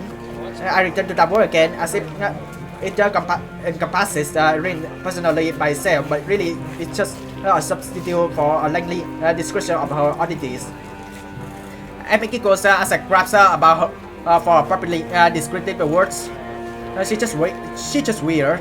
You know, earlier she just spent half an hour sitting on her box and stare at her toes. She giggles in a way that makes me think she doesn't know what's funny about it. It just is. All the time. The working area is a mess, but the mirror itself has taken over even more of the wall since I last saw it. These human figures have been mostly colored in tone of red, pink, and orange, weird imaginary things populating the spaces between. It looks nice. I can think of any words that would describe the words concisely and comprehensively. So I set myself on a non-descript nice. But honestly, it seems that the area around the walls becomes untidier at the same rate as the mural progresses. The ground is littered with dozens of paint cans, various odd supplies, and empty soap bottles. Rin herself is in the center of this chaos, standing there looking very cozy as if she was a natural part of the scene. Her pant legs have been rolled up to her knees, exposing her thin legs, which sports a drying spectrum of wall painting similar to those on Emmy's face. As Emmy springs to Rin ahead of me and gleefully jumps in front of her. I'm back. Blushing. That was fast. Did you run in the corridor again? Why did you stop there? That was fast. Did you run in the corridor again? And then you stop. Dodging the topic. Hisao, help me. Amy points victoriously at me. And then turns around, following Amy's finger via her eyes, looking at my general direction. She nods absentmindedly at me. She looks like she hasn't slept since last night. A vacant glaze stare that focuses slightly on me and movements like in a slow motion movie. Hello Hisao, thanks for your help. Thank you for your help. Don't mention it. I just did. Never mind. Looks like you make progress, looking good as I can tell. But now you get more bad luck. I know but I'm willing to take the risk. That's a very nice thing to say for me, of course, not for you. This is why artists are always unlucky. They have to constantly look at their unfinished paintings. So artists can find romance, their favorite TV shows are cancelled, or they pass away young because of the unspecified disease. It's a deep and mysterious laws of the universe. Unless they are blind. She considered this for a while, looking like she's going to fall asleep. There is a boy. At the art clubs you see a blind boy, so he doesn't see. You already told me. I glanced sideways at Amy and she glanced back in a way that tells she had heard this one before too. Neither of us say anything to Rin, though, so she continues her monotone soliloquy like an unfunny stand-up comedian. He should become an artist, no bad luck. He should become an artist, no bad luck guaranteed. Don't you think that would be a good idea? That only blind people should become an artist? No, not as much. Not as such. Again, my head point. Abandoning this train of thought, she turns again to consider her works and starts humming a tune that I think I recognize, but I can't remember the name of. Amy arranges the supplies we brought and moves a few paint cans around, trying to bring some organization to the scene. Amy, I need a Prussian blue pen. Which one? Prussian blue. She's staring helplessly at the 7 or 8 cans, each with different tones of blue. It's the one with Prussian blue pens in it. She's Rin, you're not helping at all. I look around as well, even though I don't know what Prussian blue looks like either. I wonder what blue has to do with Russia, or what Prussia even is. The name sounds vaguely familiar, but I can't place it. One of the blues looks more Prussian than the other. The small print on the label is legible enough to determine that none say anything about the contents being Prussian. There's no Prussian blue here. We need to go get more then. I open my mouth to say that actually we're not both needed for such a simple task like finding another pot of Prussian blue, but Amy already grabbed my arm and started dragging me off. So I feel like I'm in the right track here, because like I'm not staying to help Rin. instead that Amy dragged me to find the blue collars. Victorine, who doesn't seem to have noticed that the two of us are even leaving. But she noticed when she goes for her Prussian blue and finds out it's still not there. Maybe. Probably not, actually. While I'm busy thinking of how weird Rin is, Amy's been dragging me back to the art classroom. I feel myself starting to run out of breath. What's the rush? Amy giving me an appraising look as if she's trying to figure something out. It's just that you seem to be in a hurry. I'm not sure I can keep this up. I have a weak heart, remember? Comprehension dawns on her face. You're not out of breath, aren't you? There's almost an accusing playfulness to her tone. I attempted to deny it, but then I realized that I've been breathing heavy since we stopped. I guess it's kind of obvious. A little, not everybody can be in shape, you know. Takes all kinds, right? Amy frowns. It's not a particularly good frown. That is. I should get in shape. Not that I hadn't already decided to try for that. After that flutter on the track, I figured there's a real need to get in some sort of running habit. I was after all feeling pretty good until I had my first alarm. Well, actually I wasn't, but it was fun. Meanwhile, my comment seems to have helped Amy come to some sort of decision. Well, that's it then. She gives me a serious look. You're joining me? I beg your pardon? In the mornings, you and I are now running partners. I got a routine all planned out. In fact, she produced a crumpled sheet of papers. I got it right here with me. I take the sheet of papers and give it once over. Times, days, and labs all laid out. A slow increase from just a few last a day too. My God, does she expect me to have running marathons? And where did she find the time to get all this together? And how long has she been planning this anyway? You've been planning this? You've been planning this? A little? I don't think it's a little. You're planning too much. But it's really the nurse idea. Really? He told me to keep an eye on you to make sure you exercise like he told you to. Fair. A vast conspiracy. Maybe can cheer onto something here. This seems a bit much for such. It seems a bit much for just keeping an eye on me. Well, to be honest, I've been trying to find a running partner in the morning for a while now. My God, Genji, if you could only see the scheme unfolding, what do you need partner for anyway? It's easier to keep up a workout if you're not the only one doing it. Isn't that obvious? You're less likely to quit if someone else is counting on you to be there, right? I see, and this would only keep you running, but it will make sure that I keep running as well, meaning that I'll be obeying the nurse, and I'll be keeping an eye on you, just like he asked.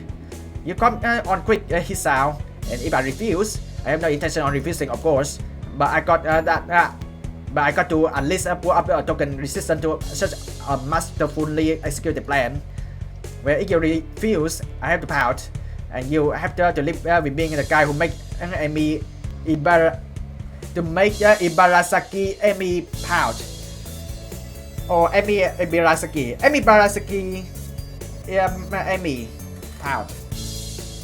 You don't want that on your conscience, do you? As if to demonstrate, Amy begins pouting. It's the most adorable, heart-wrenching things I've ever seen. Okay, I'll do it. Just don't do that. I feel like I just hear a puppy. So it's settled that. So it's settled, right? You're going to be my running partners. Follow the workout and the dietary plan. Dietary plan. Yeah, the dietary plan. That means you're going to make lunch for me. Just kidding. You're going to eat plenty. You're gonna eat healthy, plenty healthy. If you're going to get in shape, you know. True, because the health in exercise is different from health on eating. I examined the workout routine closely. I don't see the dietary plan on here. Alright, I forgot to give that to you. Another crumpled sheet of papers is produced and handed over. It's somewhat less detailed. I had the nurse help me come up with it. The amount of dedication that the nurse has to keeping me in good health is pretty overwhelming. I don't know how many school nurses would get one of their students to spy on me, much less help come up with a dietary plan. Then again, I guess I'm not in normal school, and maybe that's not such a bad thing. Then again, this dietary plan seems to cut out just about everything that will be offered at the festival tomorrow. So when does our running start? After the festival? Right after? What if I had something to eat there? I could get a stomachache, you know. I mean, the day after the festival, I knew that. Wasn't there something we were supposed to be doing? Oh, I guess we should get that pen for Rin, huh? Oh no, it slipped my mind.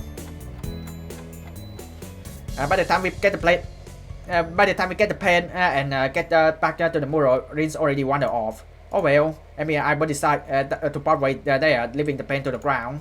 Rin will find it whenever she comes back anyway.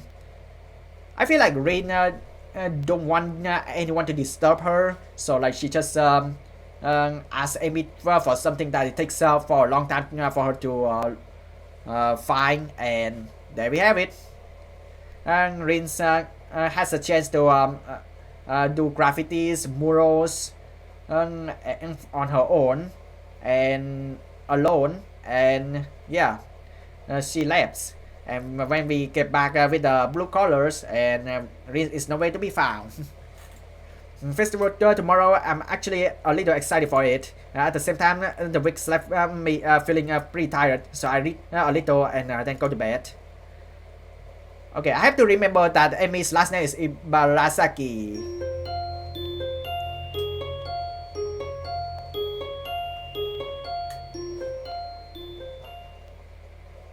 But yeah, I'm in the right track right now.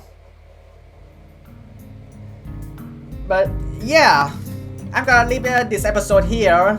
I feel that there's so many episodes that is longer than 180 minutes already. I just want to make shorter episodes and get you guys and girls happen on comfortable times to catch up for those who missed the previous episodes.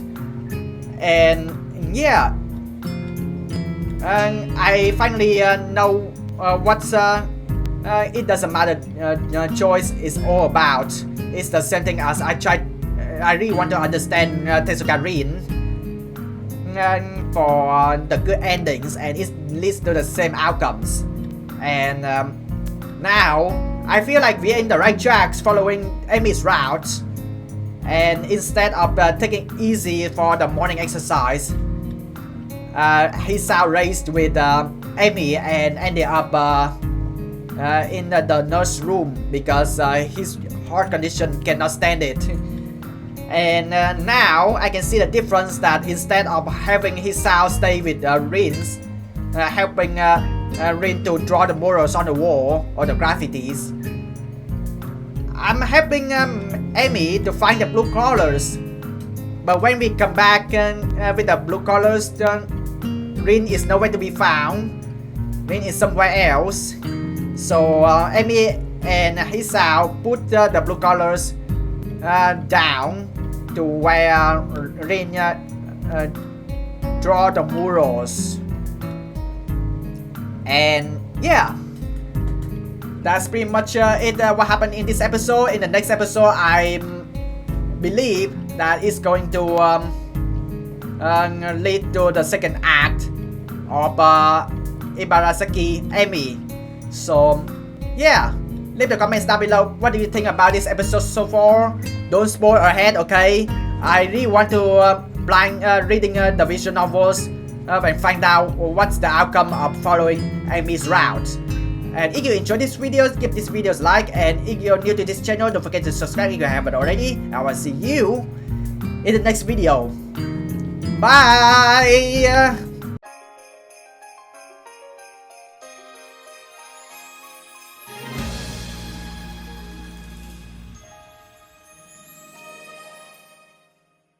Okay, reminder for the next episode, don't forget the waters.